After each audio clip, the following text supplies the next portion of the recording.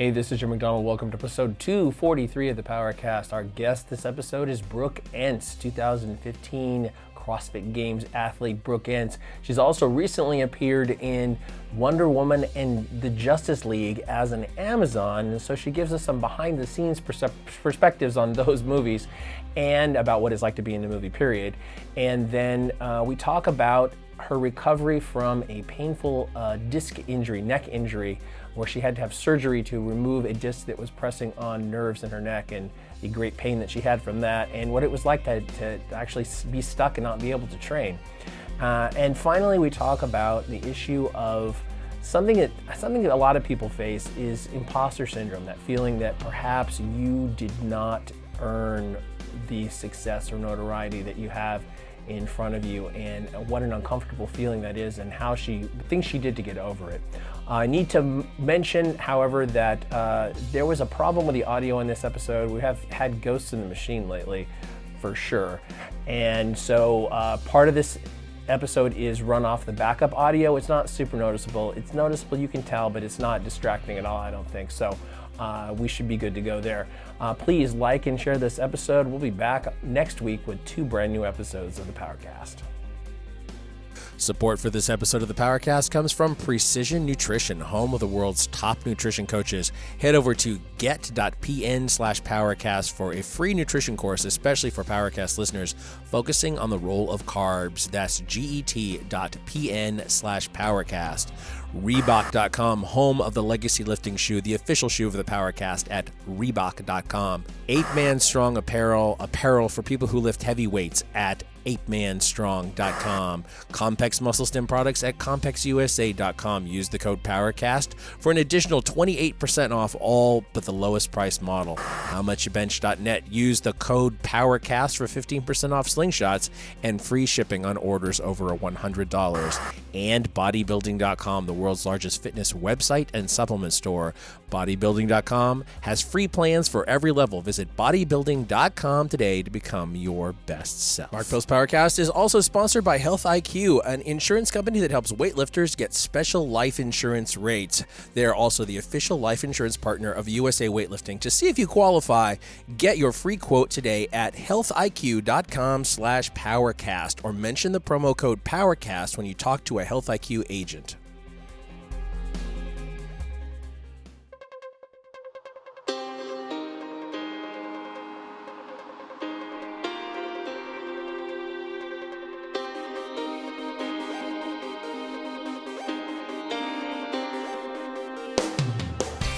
Recorded live in West Sacramento, California, this is Mark Bell's PowerCast. Standing just to the left of Jim McDonald, here's your host, Mark Bell.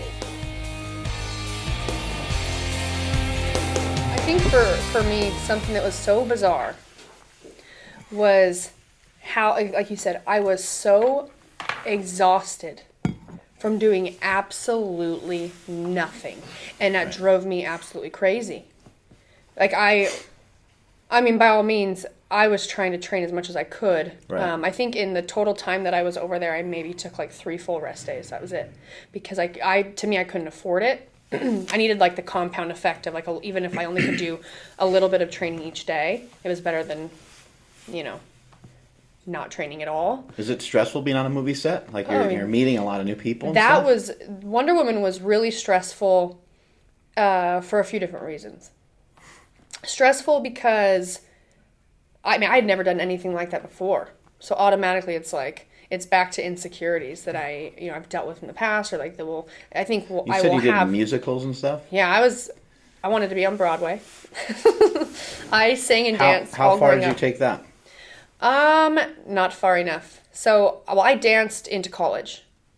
And when I was in high school, I was still singing. And I was in musical theater, and we did all kinds of performances. Seems fucking impossible, by the way. It just seemed really hard.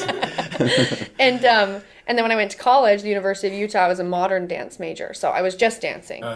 And but I still from when I was very young, I was in Annie when I was really little, and cool.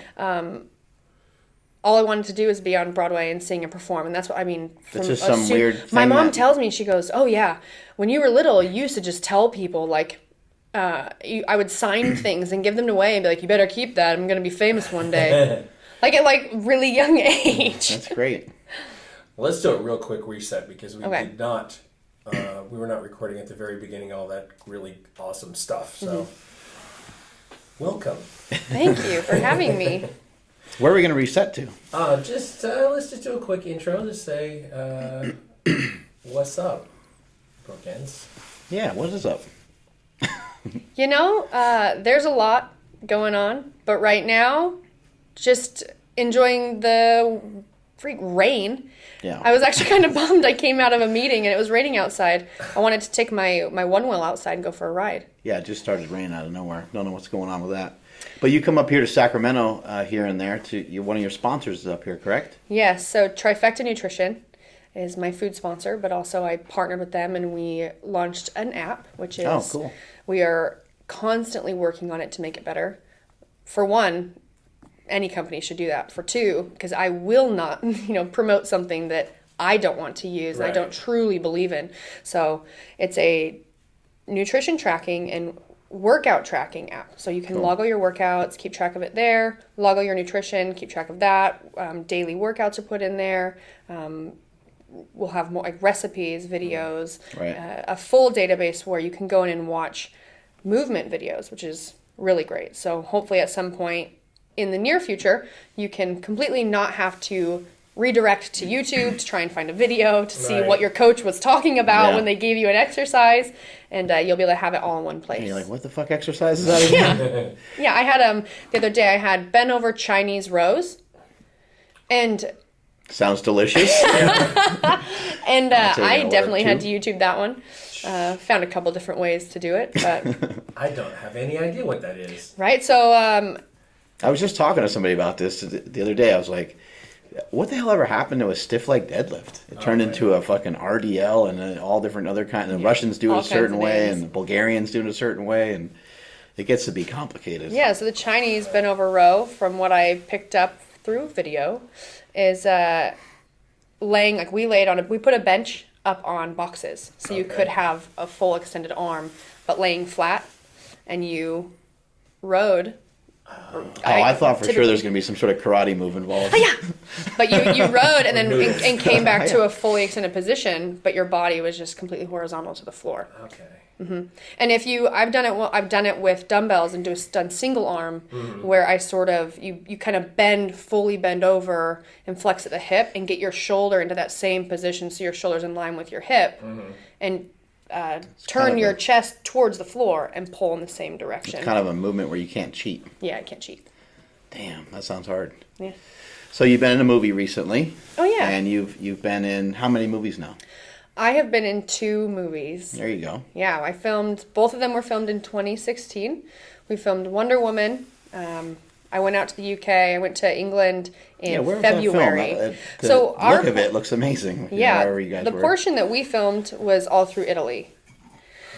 So I was out there the end of February, all of March in England, and then April. You were an Amazonian woman. I was an Amazonian. Is that good or bad? Great. I feel like I could not have been in a more perfect, role for my first movie.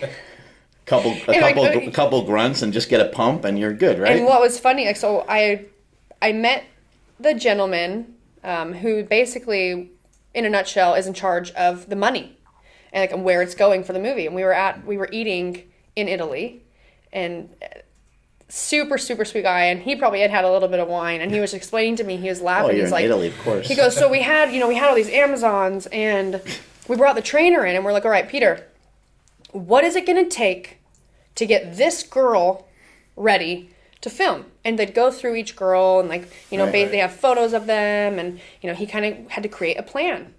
And because they had a few of us that were like cast Amazons, and they had a bunch of extras that were all Amazons.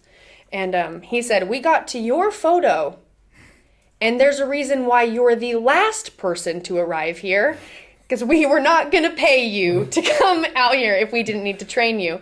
And, because of that, too, there's a scene in the movie in Wonder Woman. You're jacked. Yeah, you're jacked. There's actually a scene in the movie that they filmed. And, okay, if you've seen Wonder Woman, it's when they're up in this area and they have Chris Pine on his knees and they've captured him and he's got the lasso around him. They filmed Lasso that. of Truth. Isn't that a bitch? I don't remember if her women name. can make us tell the truth, holy fuck. No. I wasn't even there for that portion of the movie. I hadn't even got there yet when they filmed that. So I was like, darn. You missed some of the good stuff. I missed the good stuff. Yeah, but Was it nerve-wracking? So you're not traditionally an actor per se. no. No formal training in terms of being on camera. Is that correct? Yeah, no formal training in terms of being on camera. I am used to being on stage. Right. So performing and musicals when you're younger and and stuff. dancing and things like that. And then before the movie, I actually had started working a little bit with CrossFit HQ and doing some on-camera stuff. Right. So I have had I think everybody says that, by the way. It's one of those things that just let people they let it go. At that point, I had practiced Right. more than you're. You've been practicing being famous since you were 3. Is what you're trying to tell us. I really had my mom just had the camera out ready to go. I've been practicing how But yeah, so I'm not super great, or I hadn't practiced being on camera in an acting type situation where you really have to know where the camera is at all times. And for this role, we didn't really even need to have experience doing that because we had a dialect coach. So they fully intended in Wonder Woman for us to have some lines of some sort. In the dialect. The Amazonian women have their own language. They were more so just like, we don't got time for that. You have a select few that end up having some words, and the rest of us, we didn't really The way you get paid on a movie is unique, right? It's strange. Yeah. So if you're on the set for a certain amount of hours, you make more and more money and all kinds of weird stuff like that, right? I think so. Do you have a SAG card, or you're not there I do yet? not have to. I do not have. Yeah, I'm not SAG. I think I probably ought to look into. Yeah, once you're some into of that the stuff. Screen Actors Guild, then it's money in the bank because right? every hour passed, I think it's like 8 hours that you're there. You get like double pay and triple pay. Well, I don't. So I don't think that. Pretty crazy. I don't think that. Don't quote me, but I know that they film a lot of movies in Europe, right. So because there's no unions. Yeah. So that's Those why bastards. I'm totally honest. Like I got this phone call and they're like, "Hey," my friend Maddie calls me and she goes, "Hey, Brooke, Warner Brothers is trying to get a hold of you." And I was like, "Shut the fuck up." Who? Yeah, I'm like, "Stop." And she goes, "No, they really are, and they can't get a hold of you." And I'm like, "I'm pretty sure if I had a voicemail or an email from Warner Brothers, I would be all over that." Yeah. So she got them my correct phone number. They gave me a call. The day I checked in for the CrossFit Games in 2015, checked in, rushed to Warner Brothers, read for a movie. Never done that before, but kind of just, went for it. And then that was in July. What movie was that? So that was for Wonder Woman and for the Justice League.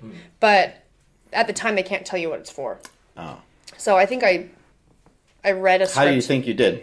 Scale of 1 to 10. Like being real? Yeah. Real honest? I had 0 training and maybe like a 7. Oh, there you go. Yeah. Yeah. I mean, I grew up singing and dancing and acting in a different way. Yeah. Acting in musical theater, it's a little bit more theatrical. Yeah, it's broader. Yeah. But you're not afraid to go over the top, and No, they and could I always tell knew- you to scale it back if you need Yeah, to. and right? I mean, even through like dancing and everything it's a story. You're telling stories, Right. whether you're speaking or you're not. Right. So that's one thing that I think I had over because they actually had other CrossFitters come and do this, I guess, or send in self tapes. They actually came and I scouted. bet you those were bad. I bet you those weren't near a 7. They scouted at the CrossFit Games because they really wanted to have a bunch of women, right? And I don't work there, so I don't know how things went or whatever. Right. But when I showed up in London, I walked into the gym. They came and picked me up from my hotel. I went to the gym to work out, and I walk in the gym at the studio. I didn't have my glasses on, but there's this guy at the end of the gym, and he just stands up and yells, like, "You're here!" And I was like, "Yeah?" You're like, thanks. And apparently, so that was Zack Snyder, who is the director was the director and did direct the Justice League, Right. 300, all these things, right? And he had basically said, "This is who I want. Right. See if it'll work." Cool. And he had this whole scene planned out, and that's that whole corridor scene in the Justice League. And I don't really know like what the first cut was. I'm sure that they go in and they have to like, you know. Is that your Did stomach? you hear that? That's awesome. What's gonna happen? Is that the coffee? They had to like get rid of time. That was pretty good. Basically, Christy Carlson, she reached out and she told me, she's like, they normally come in here with these ideas, what they want. And Zach says, it never happens.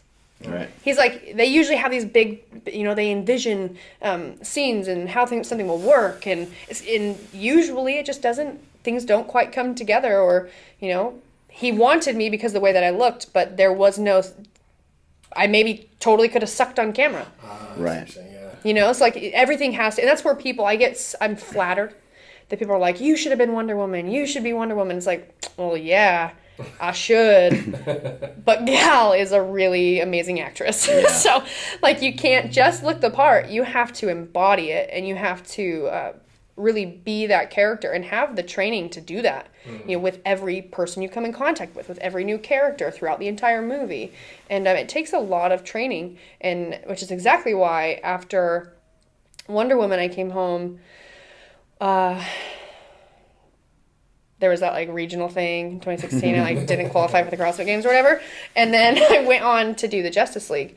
Luckily, I had an amazing time at the Justice League, or I probably would not have decided I wanted to pursue anything else like in the entertainment world. So Did now you not have a time to train and stuff like that? And or how long did it take to shoot? We shot for a Wonder month Woman. in Italy. I trained every day when we were in Oh, okay. London. My training was fine. What was hard there was recovery. You know, we started horseback riding every day. And this is right Is that something during you've the done before? open. Yeah, I grew up riding horses, but never okay. English. So we basically would trot on minimal saddles for like an hour. And that That takes a does toll. something to you. Yeah. Your hips, your back, you know. And then this is the best part. Sounds like it'd be fucking We're uncomfortable. trying to practice like how you attach yourself to the horse, right? And so you got to like roll your legs out and you're supposed to squeeze. Like you want your legs to like wrap around. Like you're hugging the horse. I'm already falling off the horse. like by trying the to way. hug the horse. And then when you trot, you kind of squeeze the horse a little bit. I mean, I've got massive legs, okay? And Your horse is like, get off me. no, when I would squeeze, like if we were like trotting and you'd want to hang on like this. And you're supposed to be very relaxed in the saddle. But the second I would like hang on, it basically, I have really narrow hips. So I'd push my legs together and my ass would come out of the seat. And they're like, Brooke, stop bouncing so much. Like, I can't. Like every time they're bouncing, the more I'm trying to hang on and my legs aren't small, my hamstrings, like my legs aren't small by all means. It was just, I was pushing myself out of the saddle Oh my God. over and over and over again. And like when you ride Western, you really can just like sit back in the saddle and relax, you know? And they didn't have that, but I was doing the open workout that had the total bar clean double under, that one. And I was doing it with Sam Briggs. I went up and visited her in Manchester, and I didn't realize what all the riding had done to me until that workout. My hips and Just my made you back, super tight. oh my gosh, just so blown up. Like everything. And that's when I started to realize, you know, all the extra stuff that I was doing with training, it didn't seem like a big deal.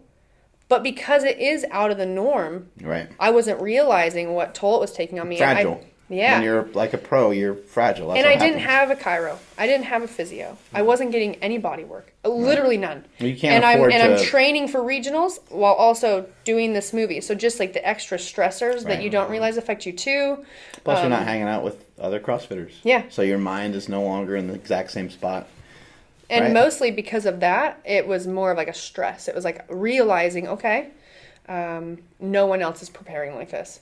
Right. And this is not the You ideal. got downtime too, and you're seeing other people, other girls pop up on your feed, and they're kicking ass in some of their workouts. You got to be like, fuck. Yeah, I mean, need to during get out that of here. I need to get during back to that this, like, time, anxiety. I unfollowed everybody, You're like, I'm out like of here. everyone. You're like, I'm going to follow Mark Bell. He's lazy. Yes. And I kept telling myself, like, you know what? I am, and I spoke with my coaches too, because I actually almost did not take the offer to do the movie. And that was because I thought to myself, like, oh my God, I don't want to let my coaches down. I don't want, to go and do this movie. And then, like, what if I don't qualify for the games? And I had this idea that it's like, I'm a games athlete now. Like, I have to make the games. Right. I basically started categorizing myself. Like almost like that was what made me who I was. Like, that's what mattered the most. I mean, through, like, not making the CrossFit Games and, like, getting ready for the next season and then having surgery. Like, all of these things, I've really been able to realize that, people actually like you just because of who you are and you're human, and not because of how you look or you go to the CrossFit Games, and here I am today. Broken. But I literally just lost my train of thought. That's okay. That's what happens. We know that you're broken. You have a scar on your neck that shows that. What happened with that? I had surgery. I had a discectomy of C6, C7, so full fusion of those two discs. Yeah. I had a severely herniated disc. Just training? Just accumulation? I think so. I think that I've had a bulge disc for a long time and never knew. Were you in a lot of pain? Oh, yeah. Getting ready for the 2017 Open. It was about right before Christmas. And, I mean, when I think about it now, there's definitely been moments in my training where there's been weird tweaks and things. Mm-hmm. And I've been like, oh, but I hurt all the time. And it always went away. And I always, like, my first and second rib would come out all the time. And they'd be out, and then I'd feel really slow on my right side, and things wouldn't fire, and I'd go to the chiropractor. People listening right now are like, yep. Yeah. They put my first and second rib back in, and I'm like, whew, yeah, I feel so much better. And I remember a couple years ago, I was in Utah doing an OUR thing, and we were doing overhead squats. And this big set of overhead squats, and my whole hand basically cramped up and, like, went numb. And coming off the bar, I was literally, like, prying my fingers open. So there's a lot of things now, but in the moment, I never would have thought, like, oh, I should probably get an MRI. Right. And they always went away. So what happened is I was home for Christmas, went to sleep at my mom's house, new new bed. My mom has great furniture. And woke up in the morning and it was like, oh, I got to train. I was gonna squat. So I started warming up, and we watched TV, watching the news, and drinking coffee, and I'm rolling out. Well, as I'm, like, starting to warm up, I'm, like, locking up. And I'm literally, I just woke up and walked outside. I'm like, hey, I'm stretching and start moving, and it's like, ooh. And I'm getting more and more tight, to where I literally could not, and it was just gnarly pain. So down through my scap, down my tricep, and none of it was, like, up here, per se. I did feel burning that would come all the way to the top of my head. And that was new? And that was, like, all new. And it was, like, I compared it to the game Operation, right? So, like, if you're, like, trying to get something and you touch the edge, like, and that was me if I, like, looked down or looked up or left or right. And it was, like, immediate, like, excruciating pain. Yet I still went out and worked out. I was going to say, were you real nervous, or you were like, this will pass? I literally felt like I had to have slept wrong. Oh, for sure, nerve impingement. Something's just pinched, right? No big deal. My sister had just had back surgery, so she had muscle relaxers. So she gave me one of those, and that allowed me to be able to move a little bit throughout the day. Now we're getting somewhere. Yeah. So I took one of those, and ended up doing somewhat of a workout and trying to get through it with being cautious. I mean, I didn't know what was wrong, right? And I didn't do anything. I hadn't, like, dropped a bar on me or done anything in training to be like, I definitely hurt myself. No, I was like, to me, it's like, I slept weird, something's pinched, but I'm fine. Work through it. Well, that night, I'm like, okay, I'm not going to sleep in this bed. Mom, it had to have been your bed. I don't care how new the mattress is. So I slept on the floor. Huge mistake. Like, massive mistake. Now I get it, right? Because it was my neck. And I'm a 28-year-old woman that went into my parents' room bawling to my dad, like at that night. Severe pain. I mean, up my back, down my arm, and I'm just crying, and I can't move. I'm exhausted. I can't sleep. And so my dad, I take another muscle relaxer. He gets out of bed. I get in his spot and get into a position. The muscle relaxer kicks in, and I'm able to sleep. And I'm like kind of propped up on a pillow. And all night what I would try and do is like put a pillow under my arm, like try to find these positions. Like I would drive my car and I'd have to, I'd put my arm on the ceiling, or I'd go like this and I'd go like this and I'd rest it on this seat. And I'm constantly just moving it. And that's what it felt like. Like you probably would have seen me like this all the time, rubbing my arm, like, I was bruised. My tricep was super bruised because I was constantly like, Marston, rub my arm. Like rub it.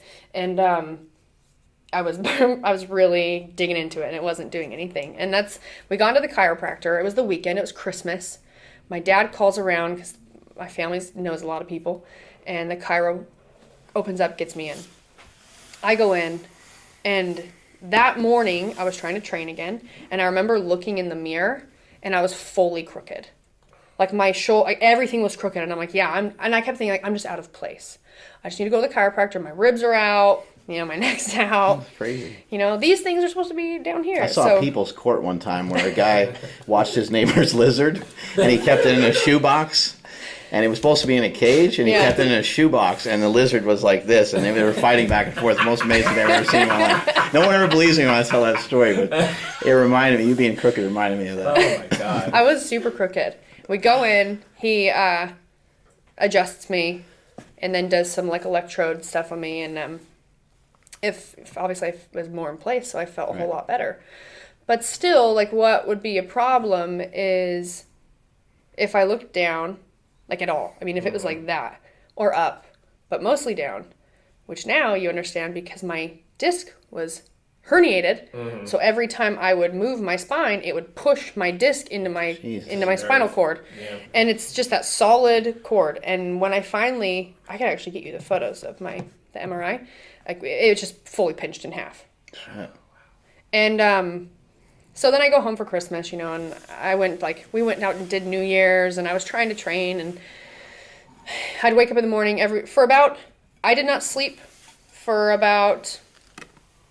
sure a month, maybe a month and a half. I think the whole time, like all this is happening, with your training and you trying to train and fight through this injury before you found out that you need surgery and stuff. How difficult was that time? Was it? I mean, are you just like a wreck? Like, are you crying and upset all the time, or are you just in tons of pain? I was just in a lot of pain, and I was a little worried, but I wasn't like super upset because I kept just thinking like, because I was fucking just wrong. I had been taking so much time off because of this. So this is like, into January. And I'd have days where I would take some breaks, and I was seeing my chiropractor 4 days a week. Oh my God. I could have seen him every day. Every morning I woke up, I had to have Marston pop my back so I could even function. Who's Marston? Oh, Marston is my husband. What's up, Marston? What's up, Marston? But I would crawl out of bed, and I literally, like making breakfast, I couldn't put my chin down, so I'd look like this. Oh my God. Or I'd have to like lean back and like look at what I was doing. I literally could not move, or I was just in a lot of pain. And at this time, you didn't really know how severe it was yet? No. And you know what? Here's everyone's like, oh, how you're so stupid. Like, you're in that much pain. You didn't go and get it checked. Let me tell you something. What I do for a living is work on being comfortable, being uncomfortable. Right. So the last thing, and this is what I urge now athletes to just, if it wouldn't have made a huge difference if I would have gotten MRI sooner, per se. The damage, the nerve damage I am dealing with could maybe hurt yourself worse. Oh, yeah, definitely. Yeah. But, like, if you're hurting, like, pay attention to it. Right. And I talk to, like, my coaches. It's like all I do all the time is I'm uncomfortable. And we work on being comfortable, being uncomfortable. And that's not everyone. That's not like a CrossFit thing. Like, that's CrossFit or any sport. at a high level. Right. When your performance becomes more important for you than your health. And that's literally crazy. But every CrossFitter I talk to, we would sacrifice our body in the middle of a competition to do the best that we could. No one's out there thinking, like in the middle of handstand push-ups, like, I don't know if I really want to do this. No. Yeah, they're like, spine, neck, I don't care. What's the time on the clock, right? Yeah, going as hard and fast as you can. When I'm doing the, like, no one's going to... So what? Your wrist, and people look at that hurts, right? and they're like, well, for one, I think most people I talk to would say, you're stupid. That's crazy. Why would you do that? It's your own fault. CrossFit is dangerous. It's like, okay. It's in the name of fitness, goddammit. Well, more than that, it's this. This is like literally one of my favorite things to tell people. Well, do you like playing football? Yeah, you like to throw the ball around. You have a little touch football, a little flag football. You're not playing in the NFL. Right. Right. You know what I mean? Like, do you think an NFL player goes and is like, I don't really want a concussion. Sorry. Right. Comes with the territory. Yeah, the players. Like you made that decision, but on like a big scale, nobody talks about sports like that. No one talks about how terrible running can be on your body. But marathons are great. Or how gymnasts, they have surgery all the time. Right. You're flipping through the air. Like the risks are insane. But CrossFit is such your own body weight. Yeah, CrossFit is such a new sport. Ballet is really rough, too. It is rough. You should see my feet. Yeah. I wore point shoes until I was in college. They are pretty. You have scary feet? No, but I do. I mean, not super scary. But like Keep those bad boys under wraps, okay? I'm going to pull these out later. No, but in ballet, I mean, bloody toes, bloody feet constantly. I mean, you deal with it. Right. We used to wrap our feet with actually paper towels instead of using like toe pads in some of our shoes just because it worked better. And you learn to withstand certain amounts of pain. Right. So here on the PowerCast, we have a new sponsor, Health IQ. Hey now. They are an insurance company that helps health-conscious people get special life insurance rates, and they're also the official life insurance partner of USA Weightlifting. Interesting. Yeah, I think that their strategy here is similar to like with your car insurance. If you get a better rate because you're a better driver, here you get better life insurance if you're, I guess, less likely to die. If you're a more health conscious person and you are putting effort into that, then you should get some benefit from it, right? Yeah, I feel like we're practicing our life insurance all the time. We're insuring more life by exercising, right? Exactly. What makes Health IQ so unique is that they use science and data to secure lower rates on life insurance for weightlifters and strength trainers. Historically, you get penalized by life insurance companies for family history, BMI, which is a big deal. All of us have too jacked to get penalized for that. Yeah, but all of That's us not fair. All of us have silly BMIs. We always show up as being obese or morbidly obese or something like obese. that. When we're not really obese. That's just how that formula works. Anyway, and other attributes that we don't get rewarded for the fact that we live a health conscious lifestyle. For the most part, most of us do. We pay attention to our diet and exercise, and yes, as you said, trying to live longer as opposed to shorter. If you like saving money, like you do when you get a good driver discount on your auto rates, you should check out Health IQ and get lower rates on your life insurance today. Learn more and get a free quote at healthiq.com/PowerCast. There you go. There's where you can be smart about it with Health IQ. Welcome, Health IQ. You're looking for a certain result. Yes. And women do the same thing when they stuff their fat little feet into high heels too. That's true. Right? I mean, you're looking for a certain look or a certain result, and that's why you're making the sacrifice. That's why you're doing the training. And then on top of that, with something like CrossFit, you agreed to do it.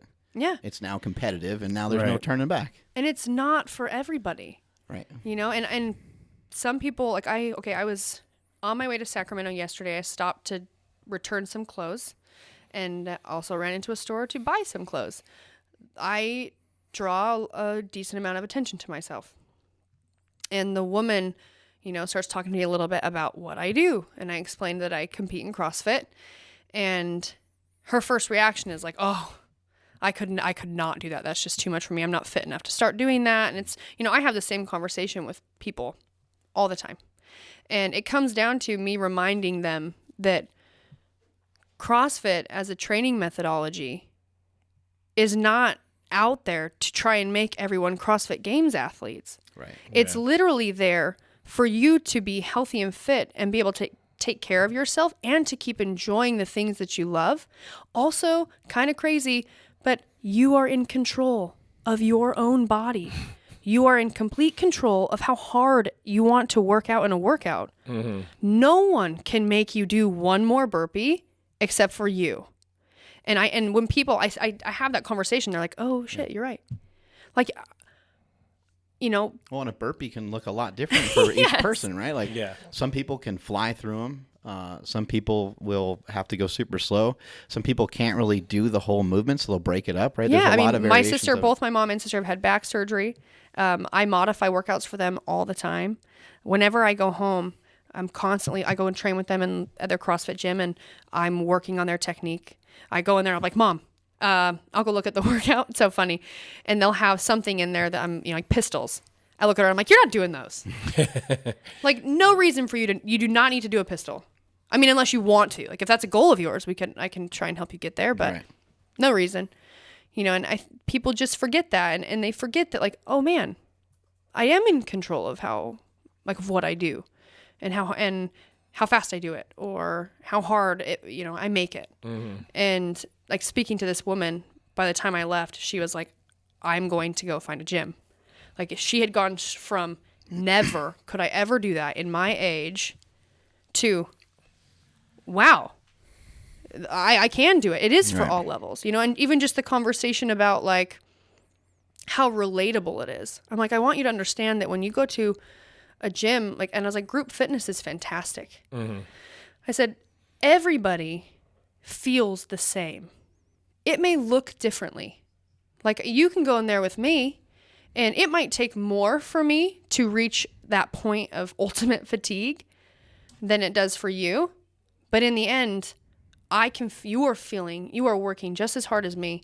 We are feeling the exact same thing. We're both suffering, and we're both getting better. And nobody cares that you're a beginner. Right. I mean, Well, what I'm obsessed with is that you can't find that anywhere else. you can't. You can't really you can't go to a business meeting and make that happen. No.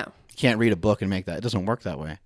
You can only get it through some form of fitness, through some sort of rigorous exercise, or pick your poison on what it is that you like, whether it be Fitness, CrossFit. fitness in general, with anything. a community or with groups of friends, is you cannot replicate it. Yeah, that And- shared experience that's Oh, yeah. like going to war. Yep. For some people, or any other physically demanding activity. I suppose you could kind of get there if the duration was long enough and you were doing it with the same people. But CrossFit, it's like instantaneous. Mm-hmm. And to your point, Jason Khalipa, Ben Smith, other CrossFitters that we deal with have all said that the relationship between games CrossFitting and what goes on in your average box is pretty minimal, really. Mm-hmm. The level of intensity and just the stakes. The stakes are not high for somebody who just wants to get in better shape. Whereas if you're training for regionals or the Open or the Games or whatever, I mean, there's a lot at stake. Yep. The stakes are much higher. And it's also, too, it's not something you can have overnight. Right. So it takes a certain type of person to want to work that hard with those stakes for so long. People always want to wonder why, this is I don't want to get too off topic, but the conversations of steroids. Okay. There's a reason why Steroids are right on topic at this podcast. There's a reason why that's a bad way to start it. There's a reason why you see a lot of the same athletes at the CrossFit Games every year. Here's the reason.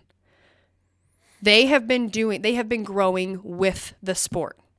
They have been training full time for years. Yeah. From the beginning. And what happens is athletes get better, and then Dave raises the stakes, and then they chase those down. Yeah. So you can't, of course, they're going to keep going back with some outliers coming in, because they are the ones pushing the bar. And until they are too tired or too old or too broken, maybe they're just going to keep going, because at that point, that's what you love. That's your full-time job, and you do every day. Right. You know, and it's fun to work towards something and to keep pushing that bar. When you have people that are like, I meet boys or girls, you know, even my age, are like, I want to go to the CrossFit Games. And especially when they're men, but women too, it's like, okay, what is your back squat? What is your snatch? What is your clean? What is your deadlift? Basically, what are all your strength numbers? And if they are not where they might need to be, because you never know what strength event we'll be doing, right? If they're not competitive there, you better stop doing Metcons and get strong, because that takes years. That takes the exact, I mean, right? And if you don't have that, good luck. You know, and you're going to see a lot of athletes come in that, when they're able to maybe have a fast track pass to the CrossFit Games level, they come from a professional sport where they've already been putting in work that. Look at Matt. Yeah, right? Matt Fraser, Olympic lifting, right? And he dropped on the scene. Lifting, yeah. Well, he said that when he first came in, what intrigued him was, I can't remember the exact workout he was doing, but he was trying to do cleans in between something else, and he's like, I'm trying to use 185 pounds on a clean and jerk, and I'm dying. You know, he just thought it was the most ridiculous thing. He's like, what is this workout? I don't understand what's happening. And, you know, the rest is history. That pissed him off to train hard and to try to figure it out. And he's obviously figured it out. With regards to CrossFit, with Greg Glassman, you know, a lot of the statements that he makes, I'm actually a huge fan of his, even though he's controversial sometimes, but he feels that we're losing the battle. You know, we're losing the battle against obesity, losing the battle against diabetes, and his fight. You know, he's kind of taken his platform and turned it into a fight against big soda companies and things of that nature. When you go into a CrossFit gym, when somebody comes into my gym, I'd like to be inviting to people, but to be quite honest, we just don't have the time to pick somebody up from the very beginning and to show them everything that they need to know, so that the second I turn my back, they don't fuck themselves up, or the second they're left on their own to go to their own gym. How do you think, is there any way to solve some of this? Like, I know that CrossFit is promoting, and they do want people to come in. They are trying to be welcoming, and I know there's a lot of good CrossFits out there, and I know that there's some not so good ones, shitty ones. But like, how do we just get people more excited about fitness, and how do we take care of some of these new people that are coming in? Because it seems like it takes an enormous amount of time to help them. Oh yeah, a ton of so much time, you know, and I think it's a matter of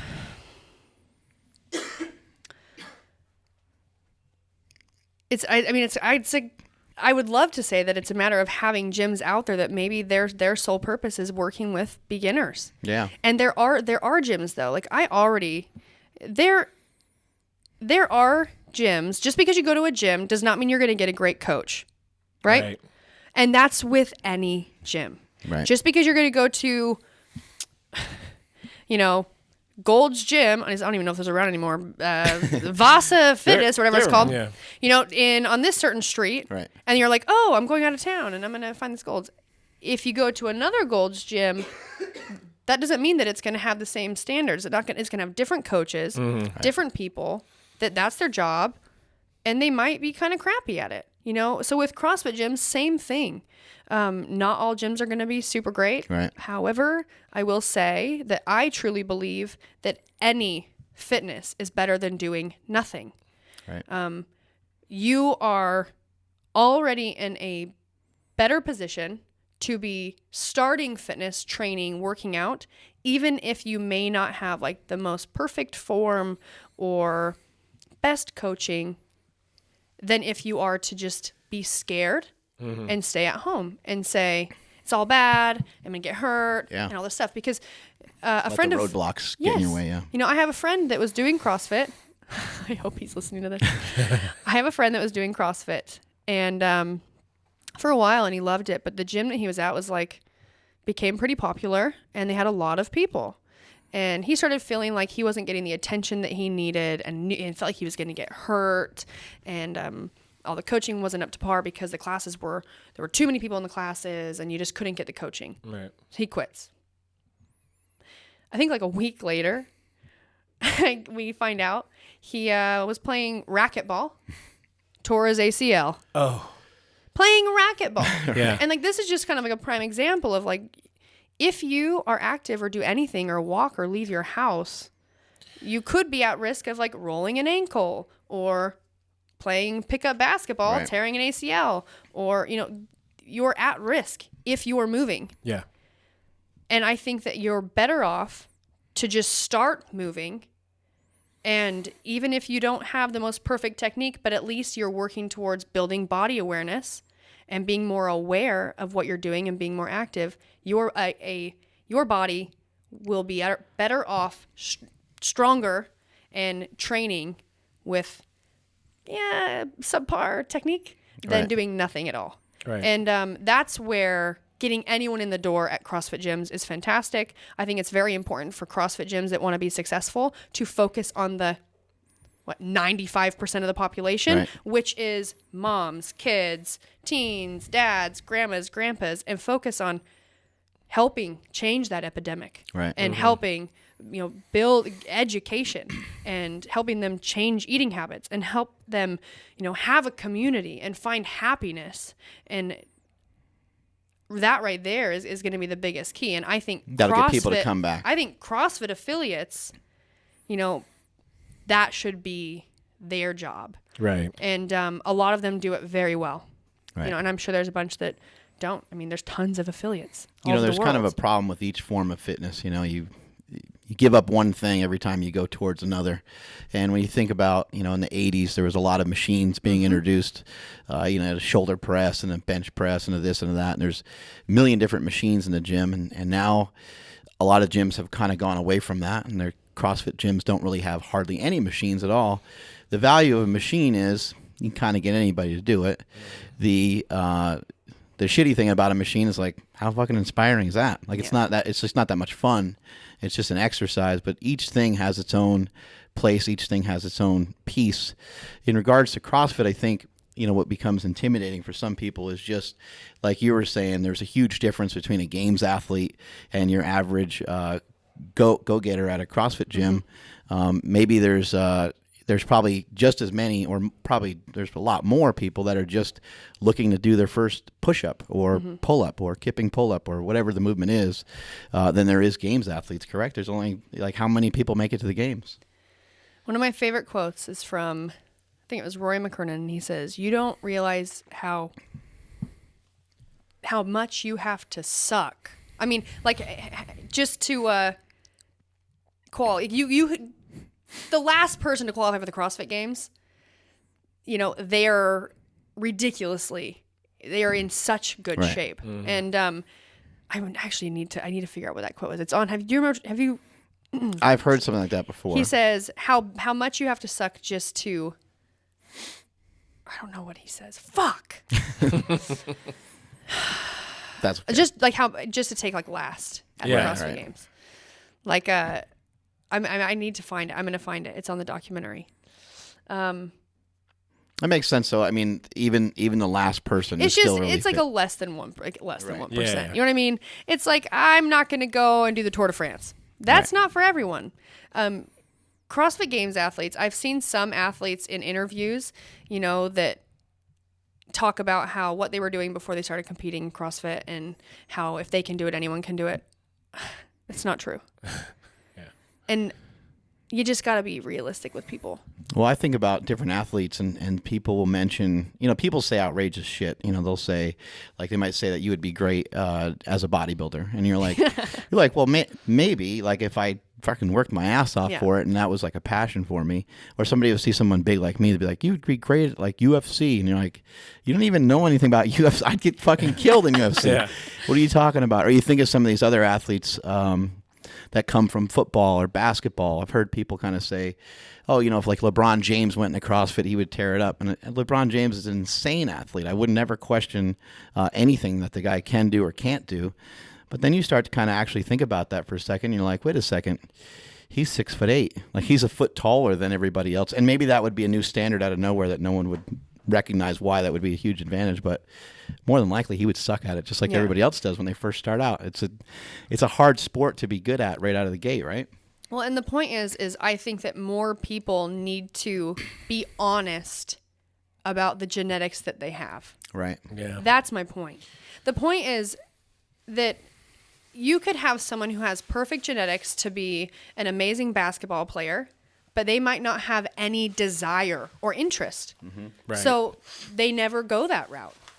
And there's a book you guys should read. It's called The Sport Gene. And he touches on that. Mm. And you have certain people that so happen to fall into a sport or, something, maybe a skill, or drawing, singing, dancing, like anything, right, that they're really passionate about and they're really good at. And when it becomes a physical thing, you so happen to really like it. And you're kind of crazy and you want to hurt and you work really, really hard, and you are the type of person to be determined and to put in the work. So not only do you have the genetics that will help you, excel in this sport, but you also have the desire and the passion to work on it and work hard at it. And all those things come in line, and you have rich fruiting. You know what I mean? Like, there's just... Right. So the idea that... I know that people get their feelings hurt with this idea that, like, oh, you're saying that I can't do it. And it's like, it's just reality.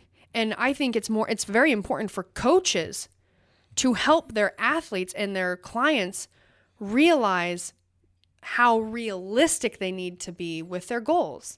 It doesn't mean you shouldn't try. I think it's a good life lesson, period. If that's your goal, try, because we don't know what genetics hold for you. We don't know, what type of an athlete you could be until you try.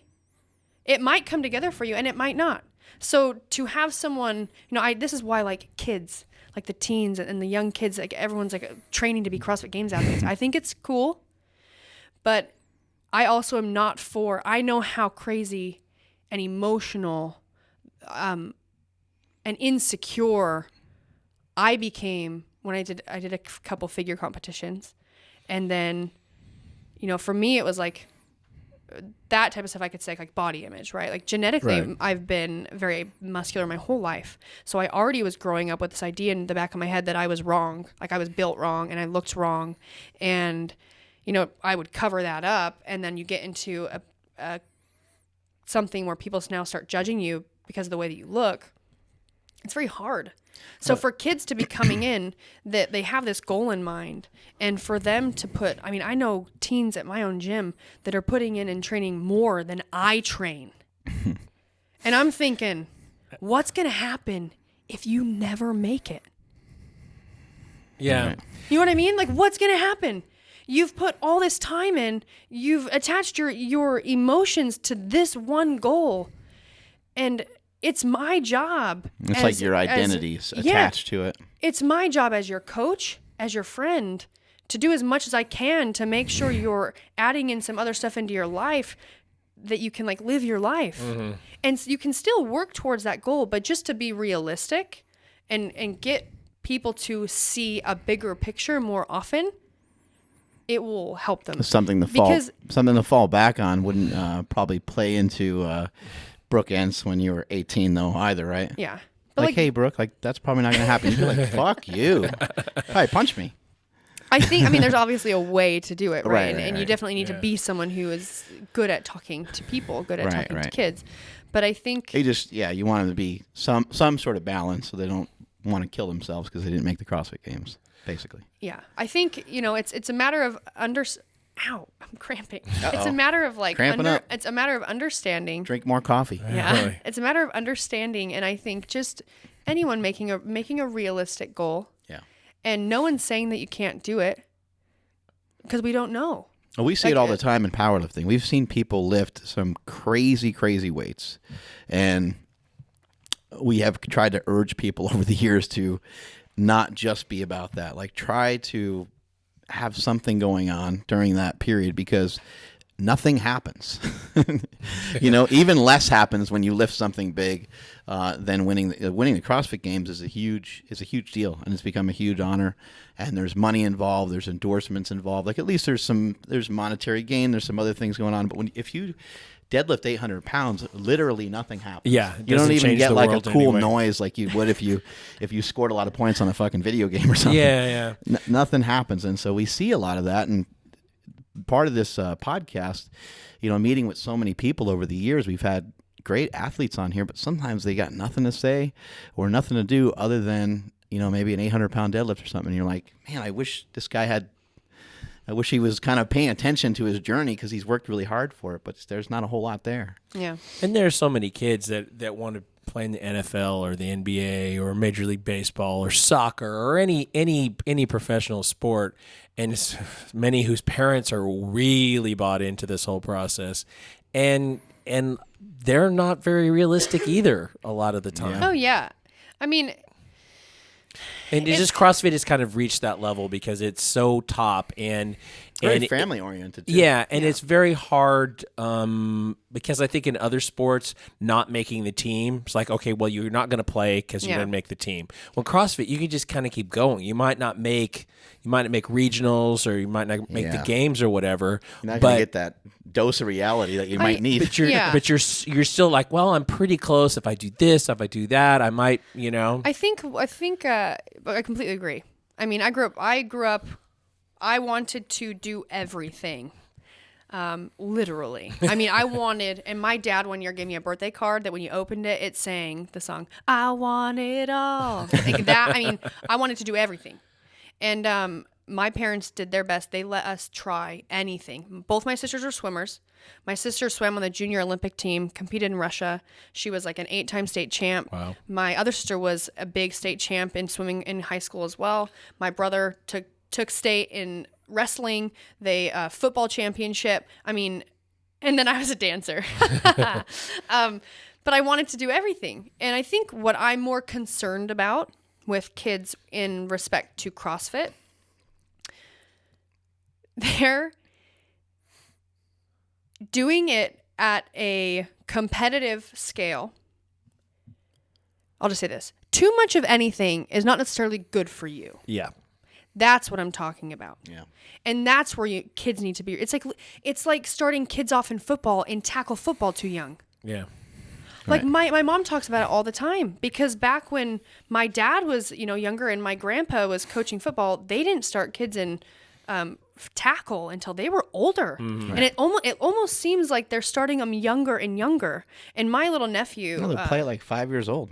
There's kids on my nephew's team that have had multiple concussions. That's crazy. That's insane. Multiple. And they're, and they're younger. They're like 10 years old. Right. Yeah. Scary. So in any sport, you're going to deal with the same sort of conversation, right? Where you want the kid to learn how to commit to something and learn how to work hard. Yeah. And then I think you hope that the coaches they're working with, the kids they're with, the parents, maybe have a really good energy and conversation around where, you want the kid to work hard because they're learning how to work really hard for something and to be successful at it. But through other conversations and introducing them to other types of things and, exploring new stuff, they can build interest in a lot of things and they can have a more full life. So with CrossFit for kids, I think it's awesome. Okay. My nephew was, before he started doing CrossFit when he was really young, pretty insecure, had a hard time, I feel like, feeling confident at school with friends. And there's a lot of stuff that kind of goes into that behind the scenes. But he started doing CrossFit and that's what it did for him. I mean, he was playing football better because he felt more confident in playing football. He had more friends and he went there and he had this community and he learned confidence and and what else is really cool is he looked up to his aunt for how strong I was. And I've got little boys that want to grow up to be like me. You know what I mean? Cool. In CrossFit, there is so much equality. It's insane. And it's such a great community for kids to be brought up in. I just want more people to be aware, especially those parents that are like pageant stage parents, right? Yeah. To realize there are risks in everything. So make sure the kid gets to be a kid, no matter how much that kid wants to be an adult. And hopefully, they can understand that you can't do CrossFit forever. So what I want is instead of kids being burnt out of CrossFit or having surgery before they're even old enough to compete at the CrossFit Games as an open athlete, do a lot of stuff, play lots of sports. It's only going to give you an edge. Every kid I meet, I'm like, what else are you doing besides CrossFit? Well, I'm just doing CrossFit. It's like, well, are you interested in like track and field, softball, basketball, track, all this stuff? And it's like, well, I kind of did this. And I'm like, keep doing that. Like, really? And I'm like, yeah. I swam on the swim team. I played softball. I played soccer and I danced. I did gymnastics. I wanted to do karate. I never got into karate. I want to do everything. And in CrossFit as a sport, it's a place where if you have the background and you have the skills, right, that make up CrossFit, agility, speed, power, all these things, that's where you can continue to make them better, but you don't necessarily learn them. You don't necessarily learn that body awareness or how to be explosive. But if you have it, it can give you a big edge in training.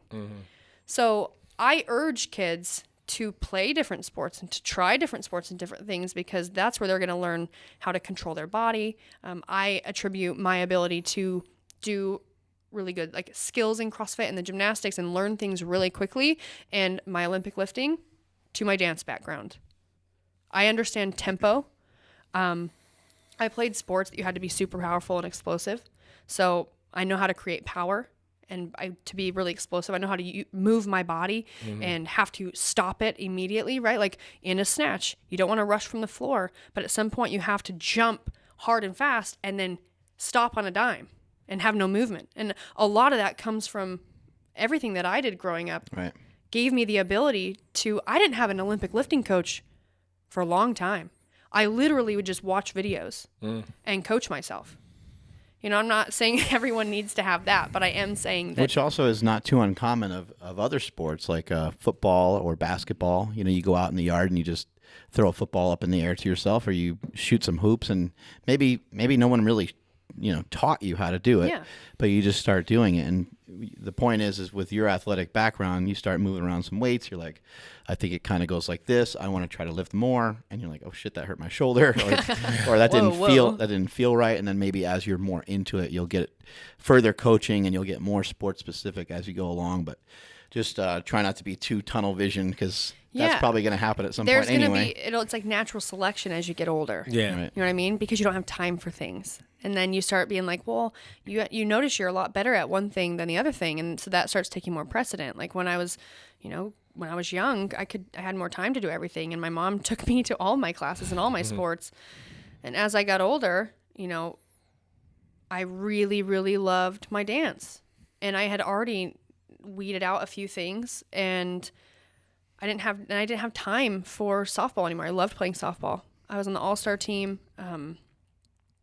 But I realized like, okay, well, I don't really have time for that. And I also don't enjoy being on the team and not getting to play because I can't make every practice, so I just natural selection just weeded things out. And that's kind of what happens. But unless you try something, it doesn't even need to be like on a team, just to like be in a situation, or like even you can do it through CrossFit, right? Like have a softball or a baseball or a football and like try new things and see if you like it. And if you like it, explore it and practice it, and it will only make you a better athlete. It will only make you better at CrossFit. And if that is what your big goal is, just to help kids realize that, work towards that and constantly work towards that. But don't forget about everything that's going on around you or other things you can try and explore. Like do that too. And all of that will, in end is working towards that end goal. And then if you never reach it, chances are, if you did, look around you and take other opportunity, you're not mad because you have had awesome experiences. It sounds like from some of the stuff you're saying that you yourself got lost in the rabbit hole of CrossFit and maybe put too much self-worth into it. Is that correct? Yeah, absolutely. For me, I think just coming from growing up with insecurities, that instead of me realizing or knowing how to work through them or even come face to face with them. I suppressed them for years. Like growing up, I didn't know, that I probably didn't even realize that they were a problem. And you get older and then things don't quite work out. Or like, I did a couple figure competitions and they were awesome. I learned how to be super strict. And dedicated. And I learned a lot. I learned how to like really commit to something. Commitment. Hey, you do it a certain way, and you make your body look. You get a certain result from it, right? And for me, I also learned how to see myself in pieces, and not as a whole. You know what I mean? Hey, and I got a little bit of fat right here. How do I get rid of that? Comments about it all the time. She's like, Brooke, like stop looking at every single individual thing. And like look at you as a whole, right? And so I went through a period of time where now I'll like talk about it, but like super insecure about the way that I looked. And then a lot of things started to come up because when I was growing up, I was insecure about the way that I looked because the boys would tease me at school. I remember calling my mom from school, crying, wanting her to come pick me up, and it was like, the boys saying, because I had bigger biceps than the boys. I've always had arms. Yes, I've always had arms. And my mom's arms are very big too. And to me, it was like, it wasn't right. Right. And so my mom would just say, they're just jealous. It's like parents' favorite thing. They're just jealous, and it doesn't matter how much you tell me that. Like it was hard, and bullying is real. And I got through it, and I had friends, and I never was really badly bullied, but what I did do is those comments, they just sat in the back of my mind, even though I didn't pay attention to them. And then more, you get older, you go to college, and in dance, I always knew exactly which dance companies I could never dance for because of the way that I looked. Unfortunately, everything I've been interested in doing has to do with the body, whether it's movement or the way that you look. And I went through a lot. I went to the CrossFit Games in 2015. And there was, I'm leaner right now than I was then. I'm a little bit lighter than I was then, but I started to attach my self-worth to my performance, to what I looked like. And I dealt with a little bit of imposter syndrome. Have you heard of that? Mm-hmm. So, and I didn't realize that until I had... What's imposter syndrome? Should I read you the... Basically, it's if you're recognized for something and you don't feel like you earned it, so you feel like you're there as an imposter, and... Here's what they says on... You're fucking fake. So, and this was like, I basically, through a lot of, feeling bad about, not making the games in 2016 and a lot of stuff, I've read a lot of books, and I've always been someone who wants to be a better person. So I've, been trying to work on myself, and it really all came down to, and it's practice, and it didn't happen overnight. It's been years of being willing to be vulnerable. And me, like one thing I've really had to do is put myself out there to be like, this is what I look like. Yeah. And on my worst day. And to be like, if you don't like me, then you don't like me, but this is me. And I can't hide behind what I think that you want me to look like, or how you want me to perform. And I was just, becoming more vulnerable with certain friends and being able to kind of try and explain like these feelings that I was having. And one of them was like, oh yeah, you have an imposter syndrome. And I was like, what is that? And on Google, it says imposter syndrome. And this is real, you guys. Okay, this might sound kind of crazy, but also known as imposter phenomenon or fraud syndrome, is a concept describing individuals who are marked by an inability to internalize their accomplishments and a persistent fear of being exposed as a fraud. So I basically, especially this happened, it got real bad when I didn't qualify for the games in 2016, because the social media really was real rough on me right after regionals. And I had gotten really used to, like, you couldn't surprise me with the comments about, like, oh, she's on steroids. Oh, she's a huge dick. You know, like, you couldn't surprise me with these comments anymore because I'd heard them all. But it was people starting to tell me, you know, that I was washed up, you know, and like hitting me from like a different angle of like being really, really rude. And I started to think like, oh my God, like, what if they're right? Like, and all of these insecurities or thoughts that I had about myself, I was so nervous that like, I couldn't, like, it's almost like I couldn't tell you that I was, you know, fat, because then you might actually see what I'm talking about. And then I'd out myself. You're right. But this is like even just like on like a professional thing too. It was like, I just did these movies. Like, what if I totally suck and I'm actually a fraud and I actually suck and I'm not good on camera and they made a huge mistake and I never should have been there. You know, what if it was a fraud? What if it was a total fluke that I went to the CrossFit Games and won my region in 2015? What if I'm really not that fit? And somehow they're right.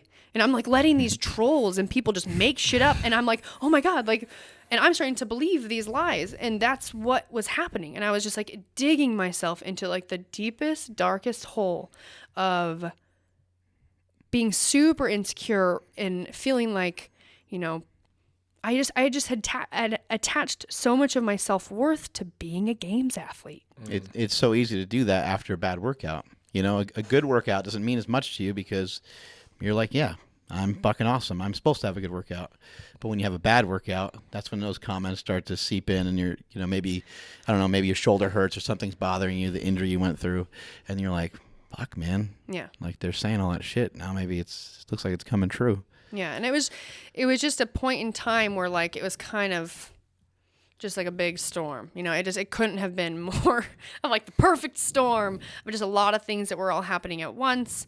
And did you get less comfortable with the positive attention too as that feeling built up? People compliment you or say good things on your social media or say good things to you probably get way more of that than you do negative. Yeah. No, and I mean, it took time for me to realize that it's like you could tell me, like I would talk to you, I would say I was talking to you about it and I'm like, hey, you know, I'm trying to explain like how I'm feeling or whatever. And as I'm saying it, it's like crazy. And like, I can understand what I'm saying is crazy too. And like, it's not real. And I could be telling you about it and you could be talking to me like, oh no, it's not like that. Like, you know, and I know it to be wrong. Like I know it to not be real, but for some reason there's a chance, right? That like, it could be, you know? And that was enough to, you know, make me just worried that if someone saw me the way that I saw myself, it would all just blow up. And this is like, I mean, I've like opened up about this for like on a couple different instances. And I think a lot of people go through this too. And that's why I think it's so important for me to share that with people. I mean, I was in like a super dark place. I just was sad and didn't think that I deserved the success that I had. And I think a lot of people go through that, and I get like that now sometimes. Like sometimes I feel like if there's a lot of good things going for me and some of my friends or people around me, I get nervous that like if I have too much success that's bad and I need to like give it away. So like if I'm having all this success, I need to like, okay, well I want you to have it too. So I would like gladly give you half of it, even though it's okay for me to be successful. And like feels wrong to share it. Yeah, and it like, hey, I won regionals. Like, who's gonna like that other than your mom? Well, you know what I mean? Like, someone else can be like, "You're a fucking asshole." Like, I missed it, or I fucking sucked, or whatever, yeah, right? Or like, it's hard for me to accept compliments. Like, or you know, it's like your mom. You meet someone new, and your mom like just like talks about you, and it's like, oh, shut up, you know. And it's hard for me to, and so I've been trying to get better at that, like, and just letting myself know too, like, it's okay to like accept a compliment, and it's okay for me to be successful, and I can do things You to don't help always have people. to compliment people back either. Yeah, that's Wow, you're in great shape. it's Brooke, you're in such good shape. Wow, you look good. You look great. that's hard. People fishing for compliments. Well, yeah, like kind of my closest friends now, like really ride my ass about just being able to accept a compliment. It's really challenging for me. It always has been. I feel a lot of the same what you're talking about, and like having to deal with social media and being on this show, and so being recognizable and stuff too. And people, it's like, oh, like you made a huge difference for me or whatever, and it's like. On the one hand, I'm like, yeah, that's awesome. It feels good to feel that. And on another way, it's like, did I earn that? Like, did I really like, or was it just one of those things? It was just somebody was struck by something at the right time, and I don't know. Yeah, it gets tough. Like I'll read comments, or like people will send messages, and it's like I want to share with my friends what big differences I'm making in people's lives, because I read them. The amount of people I meet that are like, you are the reason I started CrossFit, or I mean, just all kinds of stuff. Like, how much people look to me in my videos because when they're having like a terrible day, like I am what makes them happy. And like, and I have people in my life that I've always kind of played that role. And like, this is like the perfect example, right? Like I know this to be true, and I'm very proud that I can be that person for people. And I want to be able to tell people about it, but I don't want to to ever make anyone feel like I'm better than them. It's like sometimes I might want to like share like, oh, but you are. And it's hard to accept compliments, and I've been working on accepting them. And you know how I do it? I give way more, like compliments. Yeah. I started, I feel like anyone, but like I'll say like girls. I've definitely been a person who, would if someone had something that I wanted, it was very easy to like hate them first, right?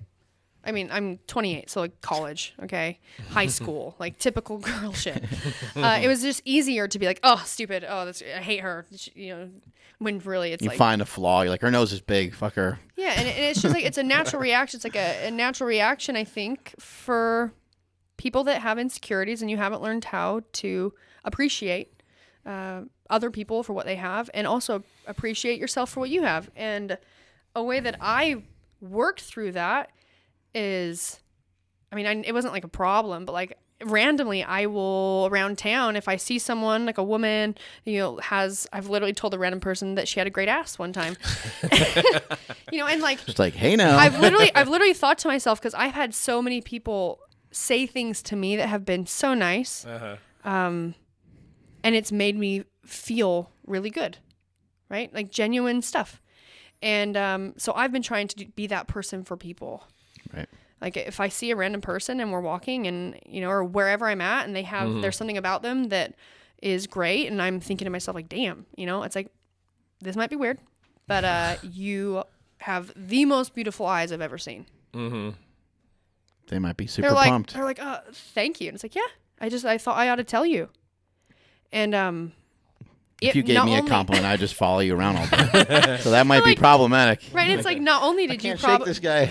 Not only could you have completely changed their day around, but like I feel better. It's like you feel good when you give. Right. Isn't it so funny how this is what we're talking about? And like we start talking about a movie. The other side of that is, somebody does say, hey, you got me into CrossFit, or something I've learned about that process is just to ask them further about it. Oh yeah. Say, hey, I really appreciate that. How did that happen? Like, because there's probably something that you did that you're totally unaware of, and they probably caught you not trying to execute or do anything funky or weird or anything. You just posted a workout, and I don't know, maybe you gutted through a workout, and it was clear that you're in pain, and they associated with that one workout, and they're grabbing onto that. So it's interesting when you kind of find out like why someone gravitated towards your story. Yeah. And it doesn't even have to be anything that big, because I got a message a couple of days ago from a guy on Instagram saying, I a few months ago lost my dad and my grandfather in the course of a 2-hour period. Jesus. And listening to the show helps me feel better. It helps me feel basically just like more normal. I'm like, my God, that's like, number one, crushing and awful, and nobody should have to go through that, and yet it's life, and people do. And just the fact that this provides just some sense of normalcy, just like, just sitting in on a conversation and having normal things happen to you is such a sharp contrast to having had shitty things happen to you and constantly be thinking about them, because that's what you do to process that stuff. But we didn't do anything special. How do your parents feel about these ups and downs? As a parent, you just my kids are 13 and 10, and at the moment I can control most things that happen or don't happen to them. I can at least be in charge or see it coming, or I can help manage. If there's some stress or something weird going on, I can help. But with something like that, where you're going through a tough time, did they know about any of that stuff? Or yeah, my mom did for sure. I think that, because I remember when do you think it was like a big deal, or do you think it was like you were on the cusp of it becoming something bigger, or was it just really not that huge of a thing? You just kind of went into a little bit of a slump. I think that I was just really unhappy. And I was unhappy because I was just sad. A lot of things had happened, and like I had put so much stress on making the CrossFit Games that everything was different. My entire training while doing that movie, I was just so stressed. What about your husband? Was he in the picture? Oh yeah. Yeah. I deal with a lot of stuff internally, so I think one thing is you don't want to be all girly on him. Well, it's not that. I think it's we've been together for so long that he understands that, like, and I've had like the same like insecurities that I've had or I have at times, like he knows what they are. And they'll come and go. Like once a month. And like I don't even have to say anything. Poor guy. I don't even have to say anything. If I'm having a rough day, he knows why. He knows to get the fuck out of your way. He knows to like hold me. And like I don't want to talk. I am I am an introvert that is really good at extroverting, and I am a performer, and I love giving real genuine energy to all people that I encounter. So you like calling attention to yourself, but you like also saying, "Okay, I'm done. Like, leave me alone." It's more so. It's like I think a lot too. Yeah. So especially if I'm like dealing with stuff or working through something, I internalize it, I work through it, and I move on. And that's how my dad is. Like, if there's a problem, okay, what's the problem? All right, how do we fix it? Okay, do that. Move on. And with like Mars, we've been able to go, I've been through enough like ups and downs, right, where now it's like he just knows that if I need him, I'll ask him. And other than that, it's just constant support. And as a parent, I would say that it was very, very hard for my parents to watch me go through it. Yeah, it must have been But tough. It's been like that since when I was young. Like my dad has 3 girls and 1 boy. The boy, my brother's the oldest. And, when you've got 3 girls that are all crying because it's school clothes shopping and all of us feel fat, and my mom is like, she wants like, and then she's crying because her heart's breaking because her daughters feel ugly and fat. This is like inevitable, okay?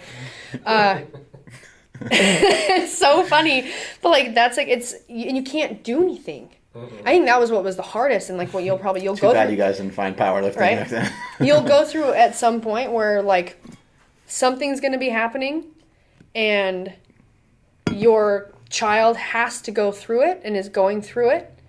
And there's not a lot you can do about it. And that was what was the hardest for my mom and dad. Mostly my mom, I would say. Yeah. Just because she's such if you want to do gymnastics, then they pay for a gymnastics coach, or they, know, they try to figure something out. You want to do a musical, they figure out, okay, singing coach or classes or something, right? Well, but in this case, it's like hard to figure out. Yeah, she's such a protector, right? My mother, and I'm just like her, like super territorial, super lioness. Takes care of her family, takes care of the people and the things that she loves. And when you have something like your baby, because I'm her youngest, going through something that is, it's emotional. And it's like personal, and like a lot of people can't quite understand it, or like anyone from an outside looking in would look at it from like a big picture and be like, well, there's no reason for you to feel that way, right? But regardless of that, like it's still happening. So for her, it was very hard to watch me go through it because time, I had to work through things, and for her, there was nothing she could do to make it better. Right.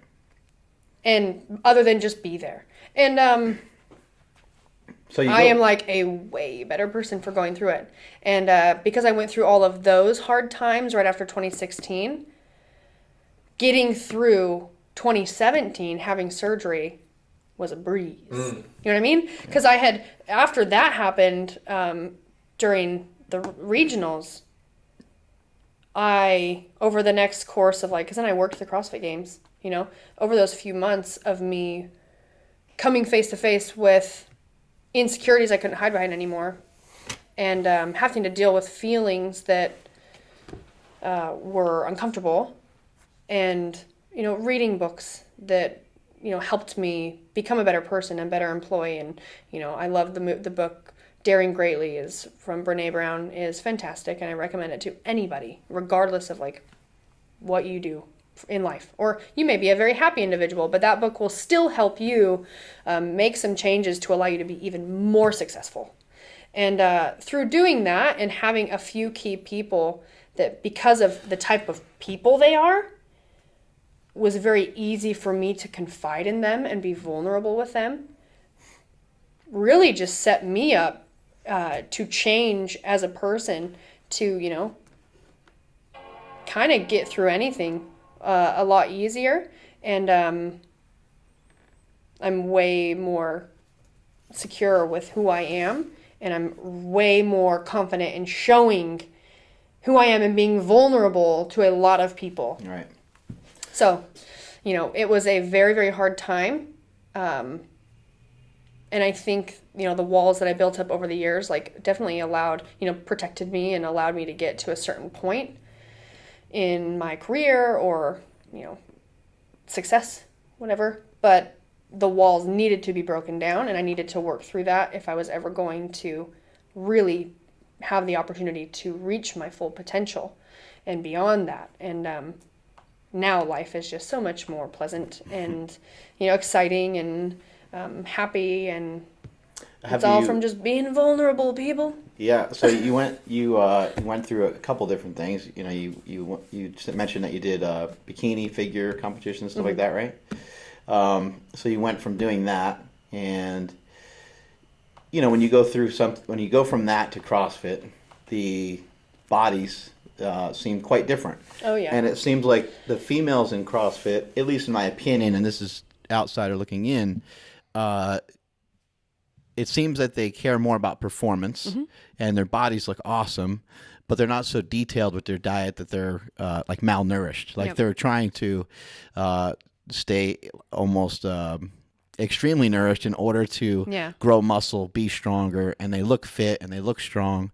But you probably in your head somewhere probably thought, I'm going to go from this to this, where now the focus is on strength, and I'm maybe going to let go of the way I look a tiny bit in order to be able to move more weight, in order to be able to get through some of these things a little bit faster.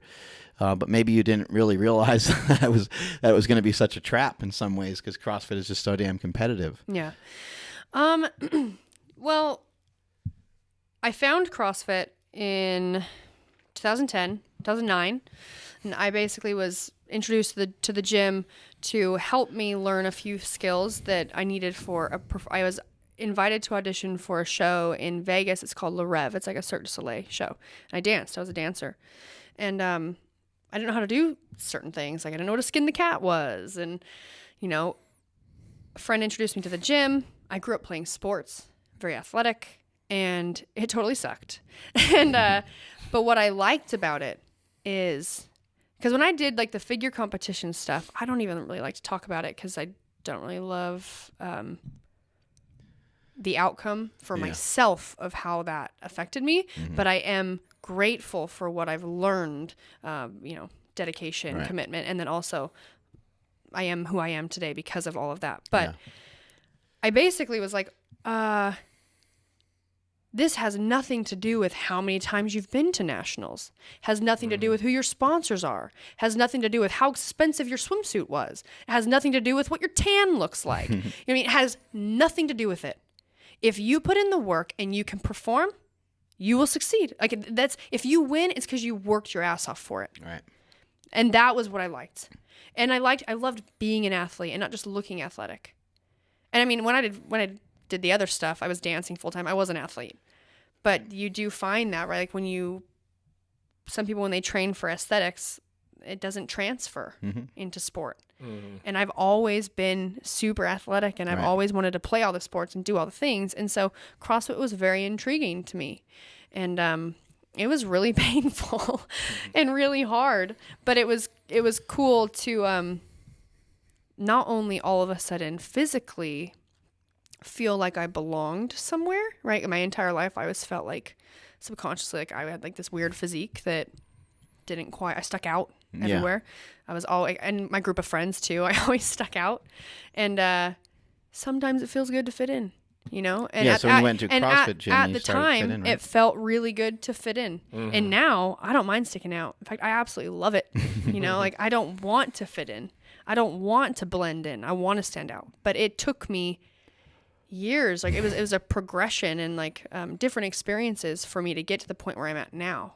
But in CrossFit, I followed all I didn't eat carbs. Carbs were the enemy, you know, like the paleo thing. I was like paleo-ish. I liked dairy. I came from eating a pretty strict diet. Diet kind of changed a little bit because now I wasn't doing my like weighed out oatmeal and my brown rice and my, all that stuff. I was really kind of doing this paleo type diet because that's what everyone did. And I didn't overindulge in things. I didn't, eat a bunch of sugar, and I worked out for performance, but I was never I always wanted to like be leaner, I wanted to like look like Miranda Oldroyd. She's a good friend of mine, by the way. And I wanted to be leaner, but like I also was really young. And that's usually not the case for young girls. Like as you get older, you have the more ability to usually maintain more of a lean body mass. And I learned that from doing figure competitions. Did you have somebody you looked up to when you were young in terms of their physique for a female? When I was really young, no, I looked up to a lot of different dancers. I was excited by some of them if they were more of like an athletic dancer because it proved to me that like I could be that successful and still look the way that I looked. Right. And then in CrossFit for physique, I lived in Salt Lake City, Utah, and Miranda Oldroyd lived there, and she was ripped, man. Yeah, she was a great athlete too, and I looked up to her, and down the road we became really good friends. She had a terrible neck injury as well, yeah, right? We both also have fusions in our necks. Yeah. So, but from there, I mean, through trial and error of different types of eating and starting to focus more on the little things. Like that's how you get better at something, right? You got to like, what more can I control? What more can I control? What more can I control? I learned more about my body. I learned what type of food I could eat. I learned that I run better on carbohydrates than I do on fat. I learned, all these things. And then I learned to eat for performance. And which is really tough. It's like you're constantly fueling the machine. Yeah, because you're constantly training too. But even then though, like right, things we deal with or insecurities we have, they're always going to come up. So I still deal with like focusing on what I look like. And one of the questions that one of my old coaches always would ask me is he'd say, Brooke, in fact, he was my nutrition coach for a long time, Jordan Feigenbaum, which is he's in the powerlifting community, and he'd say, if you weighed so and so much, but you won the CrossFit Games, like would you care about the weight that you were? And I'd say no. you know, and and he would help me put it into perspective. And it really allowed me to step outside of like that thought that I'd get stuck in and really see the big picture. And now I love promoting to people of how amazing the human body is. And if you of all people know, like how exciting is it that you can make a change? Oh, it's great. Yeah. And then, you know, it's really easy to get so stuck in feeling stuck where you are. Right. But to realize that just by making some new decisions, like you can go on this epic adventure of doing something new or losing some weight or gaining some muscle. A huge and problem. The body is so amazing. You can change it. A huge problem I see, and it's basically anybody who starts to find out information about diet, quote unquote diet. There's so many people that are running around and they've been doing it forever. They're in a caloric deficit, and they have been for a really long time. I would imagine that you're not in a caloric deficit. In order to perform, you got to be in a surplus, right? Mm-hmm. And what have you noticed from that physique-wise? Well, I'm kind of in somewhat of like a weird situation because we had to, from surgery, I didn't get to train for 6 weeks. You need to start over a little bit with your metabolism. It really was drop my calories because I'm not training because we don't want to gain any weight. Right. Yeah. And don't want to be like, whoa, what happened here? So we did that, and I didn't gain any weight. Maybe it fluctuated with water weight here and there, but my body did look. If you ask me, everyone else is like, you looked the same, but like to me, it's like I was a little softer. I lost muscle. I mean, that happens drastically when you stop using something. It happens right? fast. Yeah. It's fucking so bullshit. For me, now we're slowly trying to get me to eat more food, but not too quick, to try and maintain a specific body weight that I perform the best at. And I sometimes will still get worried when we add calories in that I'm going to like it's not going to, but it always surprises me, right? Yeah. Because I eat my calories. And calories don't work the way people want to think. They're not so black and white. You add 1,000 calories, that's not going to all of a sudden turn into X amount of body weight. No. It's not that clear. But for me, it's like we are slowly adding in more carbohydrates, really, and so I can fuel my performance. We would love to have me eating as much as possible, while also maintaining the same body weight. And to do that is I have to control what I'm eating even more. So I'm eating more food, more volume, but that means I have to be more specific about not messing up and not eating stuff I'm not supposed to, or not going over, or not going out to eat all the time. Like, because the type of food is going to affect you too, right? So we are still working on bringing my calories up. And hopefully, by like regional time, I'm eating quite a bit more than I'm eating right now. But right now, I feel mentally, I feel good about where I'm at. Physically, I feel good about where I'm at. I am still working on, I'm waiting for my nerves to heal. So that's actually the only thing that's holding me back right now. So those of you that are out there that keep messaging me and texting me, or like on Instagram and stuff, like asking about, we want to hear about your training and how your recovery is going. Things are great. I am just, you can't rush. Like, there's no amount of training that can make my nerves heal faster. They will heal at the rate that they want to.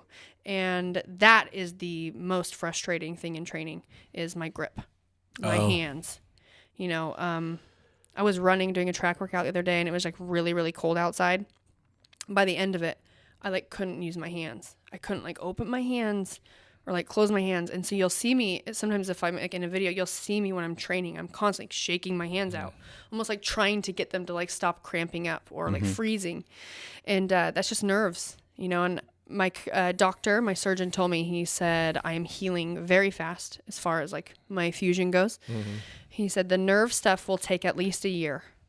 So what I'm banking on here is it'll be a year in March, which hopefully is before regionals. So yeah, I got time. I've been told like a millimeter a month or something like that, which is very slow. It's very slow, but I will say, what's been pretty amazing, And I feel so lucky actually to be able to experience like beginner gains again, because I feel myself getting stronger, not only from like week to week, but like set to set.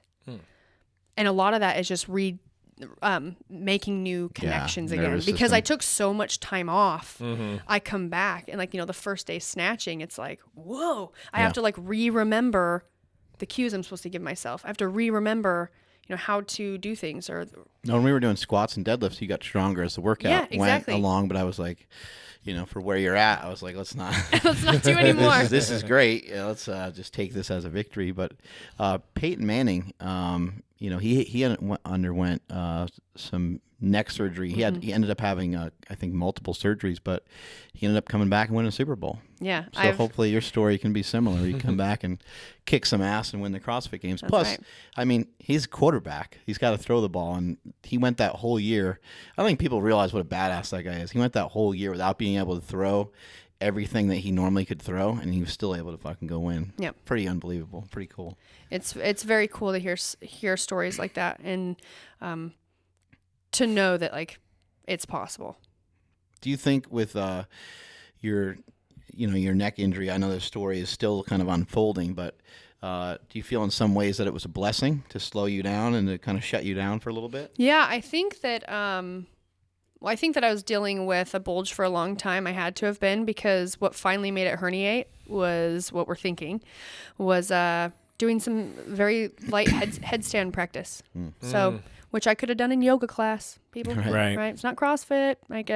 And it definitely could have been a bulge because of how much stuff I had been doing. I was very active my whole life though. Right. And so it's probably not just that one thing. It's probably just a lifetime of I think repetitive stress. But what finally pushed it was that headstand practice and what I thought was a slipped rib. Because literally I was like, I went into the chiro the next day and I was like, you got to put my rib back in. And he was adjusting me and he like couldn't adjust me. And I was like, no, it's still out. So then I went to my physio and he was like rubbing on it. I was like, no, it's still out. Turns out it wasn't my rib. Yeah. So I think that I now have the possibility to be my strongest self. Whereas before, if that never would have happened, I really had a cap put on probably what I could really do. As far because now I was dealing with imbalances through my upper body, through my shoulders and my lats, and just like knowing how to engage certain things, like order of operation, because I didn't need to know how to use my lats, when you're supposed to, because I'm such a powerful, fast person that when I could use my hips and do a dip drive and be really fast under the bar, I didn't need this. I didn't need to know how to do that. And so, blessing in disguise, all of the accessory work we're doing and focusing on my upper body, and I think will allow me to literally have the potential to be the strongest I could, reach my potential finally, because I'm rewiring how to engage, and actually now going to use muscles that I probably was using, but not the way that you should be doing things with like overhead stuff, because strict pressing was my worst movement. Anything strict overhead, I wasn't super great at it. The second you took my power away, I didn't have a lot. It didn't last long. So now I'm working on a lot of my strict pressing and pull-ups, and I want to come into this season being an athlete that I am capable of handling more volume in my upper body, because I've got a lot of power in my legs, but I don't think CrossFit competitions, it's a lot easier to add volume to competition by putting it on the upper body. Burpees, toe to bar, pull-ups, right? Handstand push-ups. And you don't see them being like, and we're going to do a 1 rep max squat. Yeah. That's we do leg, like lower body stuff too, but the amount, and everyone's going to fatigue here before they'll fatigue here. Right. And so goal for me is to be able to handle more volume. And now I'm just waiting for these things to. Other than recovery, what do you have to do to win the CrossFit Games, you think?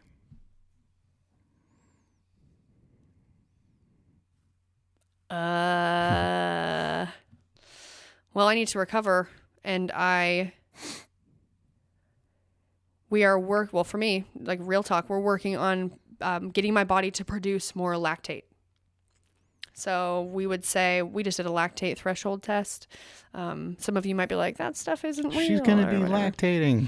She's lactating. Who works on this with you? I just did this with Nick Fowler. He took over my programming this year. He works for Brute Strength. And it was me, Jacob Hepner, George Sanchez, and Jared Stevens, and we were all in Utah, and we did this lactate test, and we used 800-meter runs.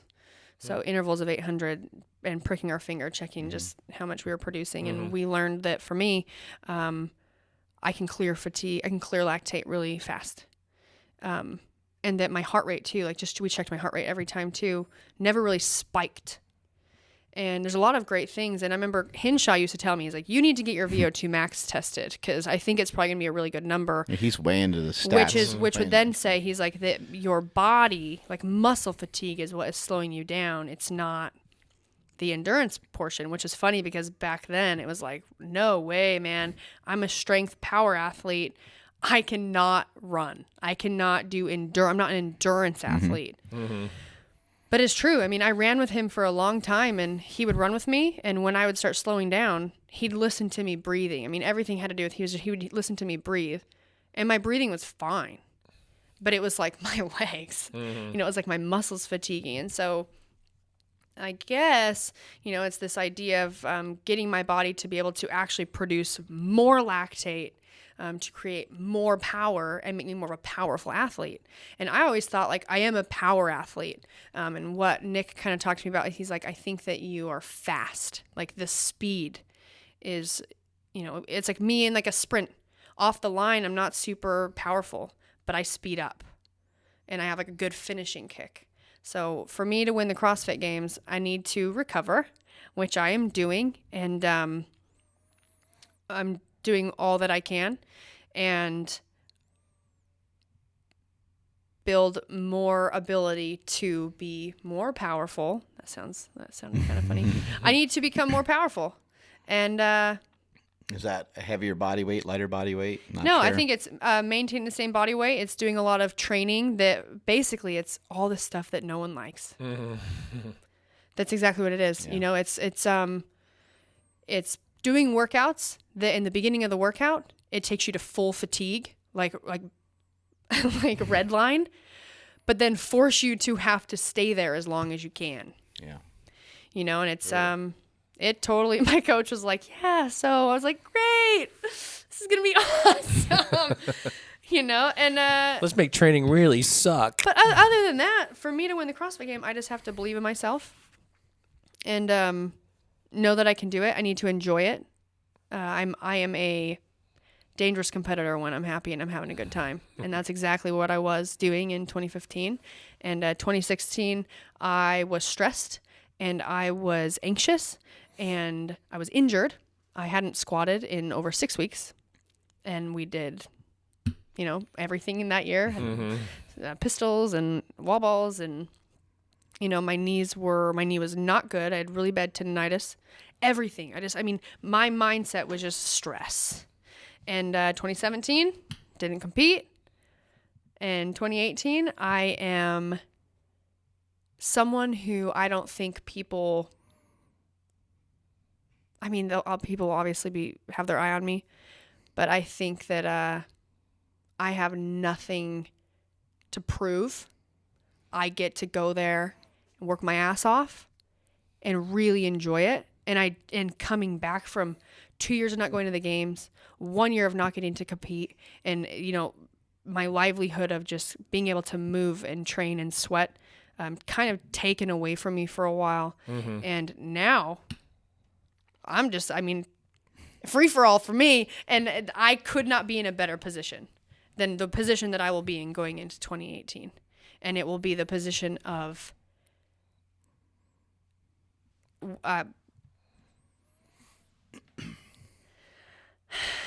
I'll be a happy, healthy competitor who will be chasing girls down. And they should be scared. You know, and I said that in 2015. I mean, I went to regionals in 2015. I didn't give a crap. I didn't even look at the scoreboard one time. I let my coach worry about that. We went into every event with a plan. I did my best to execute the plan. I came off the floor. He told me how it went. We moved on. I enjoyed it. I had nothing to lose. And I was willing to suffer. And in 2016, I was willing to suffer. I mean, and I did. And I performed. I took 6th. Okay. I was one spot out of qualifying. I was injured. I hadn't prepared like anyone else. I had been out of the country. I did the open out of the country by myself. I didn't have my coach. I had nothing. And what I told myself going to regionals is I may not be as strong as I could have been, but I will mentally be stronger. Like, that's what I could take away from the experience, is like my mental game. And on game day, it doesn't matter how, like, everyone's very comparable in their fitness level. And what is the difference maker is what's happening between your ears. 2016, I was dealing with a lot. And I was able to get through a lot of it, but I also had some trials there at regionals that were hard for me to battle, you know, and I'm not going to say that that's the reason I didn't qualify. I didn't qualify because I just wasn't good enough at the time. You know, it doesn't mean I wasn't good. Things didn't align. But this year, I've been through all of that. I've been through a lot of pain, physical, and I have worked. I've gotten through a lot of trials, and going into 2018, there's not an amount of physical pain that I have not endured. Already. So it does not scare me. Right. Like, I am not scared to suffer. And that's what people should be scared of, competing against me in 2018. I mean, I will do my best, and that's all you can do. And I think regardless of what happens this season, because I obviously can't tell you how I'm going to do, you know, there's certain things I'm dealing with that I can't control. But I will be a fierce competitor. I will be a happy competitor. And I'm just going to be super fucking grateful to even be there at all. And look at me, I'm already saying, like, I'm going to go to regionals. Let's get through the open first, okay? It'll be a really good season. And it will be a really good season because I just get to be back. Yeah. You know, and I have a lot of other stuff that I have going on that's really exciting. And I think what I'm really excited for is I know a lot of people enjoy following me and looking up to me. And I think me going through these trials and just showing, I mean, I get emails all the time from people that have had the exact same surgery, you know, and they're always blown away by how, like, what I'm doing in the gym or where I'm at right now. My surgery was in March. And it will be really great to not only prove it to myself that I can do it and that I did it and I got through it when it felt like it was like my world was ending, but be able to show people that they can too. You know, my aunt is a double amputee. My mom had brain surgery. My mom just had her back fused. My sister had her back fused. Both of them are back in CrossFit. There's a lot of people that I look up to because of what they've been through and what they continue to move past. And now I have this opportunity to do the exact same thing for so many other people. And I can, you know, kind of be hope for a lot of people. And that's very cool. Like, it couldn't be anything but a positive experience. A lot of people in sports, bodybuilding, powerlifting, CrossFit, have a hard time capturing attention. Obviously, that's not been a problem for you. You caught enough attention to end up in some movies. What was the Justice League like? Because I went yesterday and watched it with my kids and my wife, and I'm sitting there and I'm like, there's Brooke, and my wife's hitting me and I'm hitting her, and we're like, there she is again. We're all excited for you. So what was that experience like?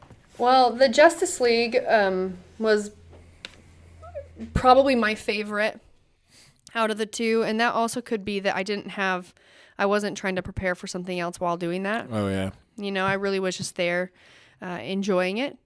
And but what I loved is, so Zack Snyder is actually the person who, I think I mentioned that, had reached out to have them find me. And now I finally got to work with him. And so coming from the moment on the airplane when I'm going to Italy for Wonder Woman after I've already been out there for a month and a half and being told that, Patty Jenkins, the director, wasn't sure that she wanted to portray women like me going into, me thinking I have fully disrupted my career for this, and I'm back to feeling again like who I am, what I look like is not accepted, right? So I dealt with a lot of stuff doing that movie, and I really just had to experience it and be thankful for the opportunity. And then I was very happy to go home and train for regionals. I was so ready to go home. And going to the Justice League was awesome because Zach found a picture of me and was like, I want that. And it just worked out. And not only that, but like he trained in the gym with us I'd go in and train early in the morning, and he's very much into his fitness and training. And I'd go in early to train before we'd go into hair and makeup, and he would be in there even before me with his entire team. All the girls and guys that all work with him on production, and they were all working out together, sweating, lifting, right. And then he'd go and change and put on his suit and go to work all day. And he had that energy the entire time. And so it was just so much more familiar for me, like that energy and that community feeling, and them doing like group fitness together, I think really set a tone for the entire production that just made it feel very cohesive. It gives people a lot of respect for you right away when it's 10 p.m. and the final shot of the night is still not over with, and then you see the guy in the gym at 6 a.m. again. You're like, holy shit, man, this guy is unstoppable. He'll do anything to make a great movie. So it was very inspiring and very cool, and I got to meet a lot of people that I think I'll be friends with for a very long time, and working with him was fantastic. And he's such a creative guy, super creative, super dedicated, clearly, in the gym because he cared about his health and fitness, while also he was, that movie was everything. It was what he was putting together, and he was there every day working on it. What kind of training were they doing? Because I think like he used to be a Jim Jones guy, maybe. Yeah. So Mark Twight, I met him. He was there doing his thing. Super cool guy. So interesting. He has lived quite the life. And at the time, actually, Zach had decided he was going to do, I think, a bodybuilding show. Oh, really? Yeah. So he had a trainer that was coming in, and he was getting ready for a show. I don't know if he was maybe going to do the show, or at least he wanted to like prepping for something. Getting jacked. I don't fully remember, but that's what he was kind of doing.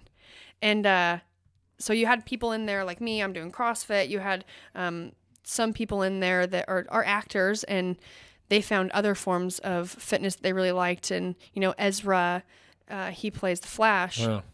He was lifting and doing a lot of stuff, but he also he's very much into like just body movement and breathing exercises and like yoga and things like that. So he was doing tons of that, which was really cool because all of us sort of were interested in what other people were doing. So what was cool is I was able to give them cues on different movements and things, and they were able to show me things I had never done before. And that was kind of the feel and the vibe the entire time. But in the group fitness for like the other Amazons, they were kind of doing like interval type stuff, and they were not doing a ton of like barbell things, but a lot of accessory work with dumbbells and some barbells for like lifting, some deadlifts, sticking to like deadlifts and pressing, and they were doing curls, and then they would do a lot of like sled pushing and pulling, and then ski erg and bike intervals. Something I was wondering while watching the film, I do think that now I think about it, I might have saw one other girl that was pretty built, but it didn't seem like some of the other females are as built. Was there some resistance? I know you said the one woman said, I'm not sure if I want to portray women like you. Did you get any sort of vibe of like some jealousy, or like, I guess one thing I noticed with the film is, and the woman that plays the lead role, obviously she's beautiful, but your physique kind of upstages Superwoman. And so that could have been a legitimate fear. So maybe she didn't she probably could have said it better to you than that, but maybe that's kind of what she meant when she alluded to that. Were some of the other women pretty built as well? In Wonder Woman, there was, if I think about like being built like the way that I am built, there was like 2 of us.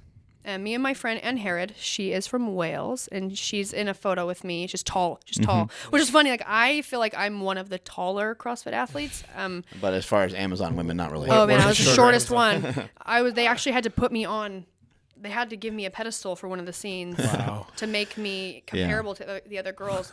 But no one was really. I mean, it's got to be hard to try and find like a specific body, right? Because you also have to like be good at acting or be good on camera, so a lot of that stuff, and that's why they did put all these girls into like training. Obviously you can't create, this doesn't happen in a month, it doesn't happen in 4 months, you know, so but what it did do for a lot of those girls is it gets them carrying themselves stronger, you know, and that was wonderful for Wonder Woman. I mean, I was with all the extras and all the Amazons, and they were all training and walking around much more confident and powerful, and just their presence on camera was so much better, and it didn't matter. And we were all, you know, fairly covered up. And all of this is happening, but the camera is right here. Right. You know, so. And you don't know what's going to end up being where or whatever. Yeah. And I will say, like, because of I asked Zack Snyder about this during the Justice League, because I was just like, you know, I'm here, use me, you know, and he basically, and I had a hunch about this, but he told me, I remember they were filming and he said, look at all the girls out there, and they had all the extras, and they got quite a few like bodybuild girls from Europe that were like physique girls and stuff. Gotcha. And they were Amazons too, but they weren't like some of the, I guess, ones that you would see in moments, right? But they were in throughout. Background. There was stuff. more of that in Justice League than in Wonder Woman. But he said, because everyone was out there except for me and Harry, and he said they are all interchangeable. And he said, if I put you out there, and I had like big blonde curly hair, and I have big shoulders, and you know, my physique, and he's like, it's like you'll stick out too much. Right. You know, and in a way I was like, I was just so happy he was so honest with me. You know, and it made sense. Like, basically I draw too much attention to myself. So and this is like a thing for the future with movies and things that if I might have an opportunity for, I may never have an opportunity to do another movie. And it's, I couldn't be on scene. I couldn't be on screen or in the scene unless like I'm meant to be seen. Right. Because I just draw too much attention to myself. So if on the camera, this is where we want your attention to be, but like, who's this chick? You know, back here. Things change a lot though, you know. Arnold, The Rock. Yeah. And The Rock is... Dude, my goal is I don't know if people realize The Rock's fucking huge. He's massive. Yeah. He's not only like big and heavy and thick and everything, but he's super tall. Yeah. He's like 6'5". I would love to be the female version of The Rock. Well, there you go. It's my big goal. Well, I think it can happen. You know, I think the obstacles you overcame and some of the things that maybe as a kid you felt were like your detriment or the thing that made you odd or different, made you feel weird, are ultimately going to be your assets, you know, your greatest assets, and they could end up being a huge advantage over other people. Yeah. I definitely embrace, you know, all the things that are different about me so much more easily. Right. Yeah. It took a while though, right? It did. Took a minute. Yeah, it did. And it's you know, being a teenager is hard, and growing up is hard, and going after dreams that seem, you know, crazy. And that's exactly why, you know, when we talked about the kids, like, I want kids to be realistic when it comes to things that could be also so bad for you, right? Like, we as CrossFit Games athletes, with the amount of volume we do and how much training we do, and even just the skills that we do, like, we put ourselves at risk, right? Yeah. You know, everyone's had shoulder surgery. I've got a torn labrum in my left shoulder. I never got an MRI in my right, but I almost don't want to. Yeah. You know, like, it comes with the territory, and it's and that's okay. You know, like, you shouldn't be scared of injury. You should be proactive in how to heal from it. or to have a plan when you are going to, because it's not if, it's when, whether it's a tweak or a sprain or one of these guys, you know? And for me, like some people would look at it and be like, oh, well, you shouldn't have been doing CrossFit so much. It's like, well, for some reason, like this, like the surgery and everything did not scare me, did not bother me. You know, like I wished that I could have competed with what was going on, but because of where it was located, I couldn't. Like the second I went into my surgeon and he looked at my MRI, he literally looked at me and he said, because for him to try and make me understand, he was like, there's no telling if your disc tried to herniate anymore. And he said, and if it did herniate anymore, there is no telling what permanent damage you will have. I mean, you know, and it was like, okay, you know, I'm just crying. I'm like, I get it. You know, and I had to stop doing tons of stuff because there was chance of making things worse. And he's like, we can't wait anymore. You know, we got into surgery as fast as we could to get it taken care of. But my spinal cord was like being pinched in half. There wasn't any room. He's like, there's no room for it. Like in that cavity, there's just nowhere for it to go. So only bad could come from you, you know, doing more. Yeah. But So as a kid, you wanted to be famous. I did. Well, now you're here. Now you have, 800,000 followers on Instagram or something like that, right? Yeah, on the gram. On the gram. Yeah, I'm working on trying to make my social media more fake. No, I was kidding. really make it fake. No, honestly, it's like I want people to have more of a reason to come to my page. Right. So I'm working on, we started recently just doing some little videos of like movement stuff with like tips and tricks. And you know, I have a cooking show. I have a YouTube channel, and we have a cooking show, and Cool. it's super fun. And Plug away. What is it? oh, I have a YouTube channel. It's It's just your name. just my name, There you Brooke go. Ence, but also like it makes sense. I think you can find it that way too. The name of my cooking show is, I'm kind of a little controversial. It's called BJ in the Kitchen. That's because my name is Brooke and my best friend's name is, one of my best friend's names is Gina. And so it's Brooke and Gina in the kitchen. It's B and J in the kitchen, but BJ in the kitchen. And it's like a real genuine cooking show. You know, Awesome. we're Be careful with food and sex. They don't always mix. and they don't mix. Yeah. You know, so I have that. Doesn't And then work I have the way that you think it's going to work. Let's just put right. it that way. Social media, basically, it's my first and last name on all fronts: Instagram, Twitter. But yeah, I have a big following on Instagram, and I really just want to give people more of a reason to come and like check my page out.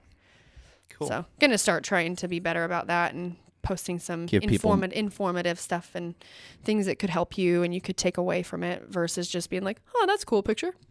Right. Which Yeah, those are pretty cool pictures too. Those are cool posts too. But last one before we park this thing. yeah. What if Hollywood calls again?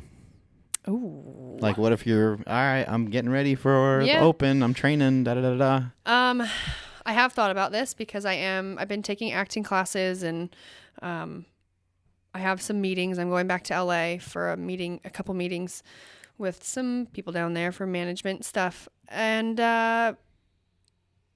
if something came up and it was a really great opportunity, like really, really great opportunity and a really good for me moving forward, I would take it. I would still compete this year, but I would be more okay with the fact that my career is having the possibility to grow yet again. Right? I think it's You're not really me sure. making it to the CrossFit Games was like, pow! Like that was the top. You know, and so it's not very often that you get to be like, oh shit, there's another level, right? Like I get to do something else and I get to explore this whole new career or world where I can, be amazing at something. And what excites me the most about broadening my brand and broadening my platform, and by doing that, by being here with you and doing stuff with, powerlifting and going to other events and doing the movies, and the amount of people that come to me that don't even do CrossFit is amazing, which makes me so happy. The fact that I can reach out beyond my sport, that's what excites me the most. And to be able to broaden my brand with the use of a couple movies, or maybe some other stuff too, I have the chance to be a positive influence in way more people's lives. And that is the most important thing to me. That's really cool. So I think that's about it. I just rambled about all kinds of stuff. Yeah. Seems like a good spot right there. Yeah, you were rambling on and on. I rambled so much. I don't even know what How many times did I look at you and be like, what the fuck was I saying? Wait, what was the question? Something about your throat got sliced open. Yeah. Somebody tried to kill you in your sleep because you're good at CrossFit. That's all I remember. I blacked out and then was like, wait, what am I talking about? Just talking for a couple hours straight. All right, I think we already got all your social media handles, so we're all taken care of there. Multiply your hustle, multiply your muscle, and may all your shits be tapered. I'm Mark Smiley Bell on Instagram and Twitter. Catch you guys later. Shout out to all of our sponsors, 8Man Apparel at 8manstrong.com, bodybuilding.com for all of your supplement needs, Compex USA for cutting-edge muscle stim machines. Get an additional 28% off when you use the code PowerCast on all but the lowest priced model. Reebok.com, home of the Legacy Lifter, official shoe of the PowerCast. Increase your bench at howmuchyoubench.net. Get 15% off slingshots with the code PowerCast. Power, the only strength magazine available in both digital and print at thepowermagazine.com. Precision Nutrition. Get the free course, especially for our listeners, on the role of carbs at get.pn/PowerCast. That's get.pn/PowerCast. And also Health IQ. Go to healthiq.com/PowerCast for great rates on life insurance for athletes. I am at the Jim McDonald, all the social medias. Follow the show on Instagram. We are at Mark Bell's PowerCast. We're out of here.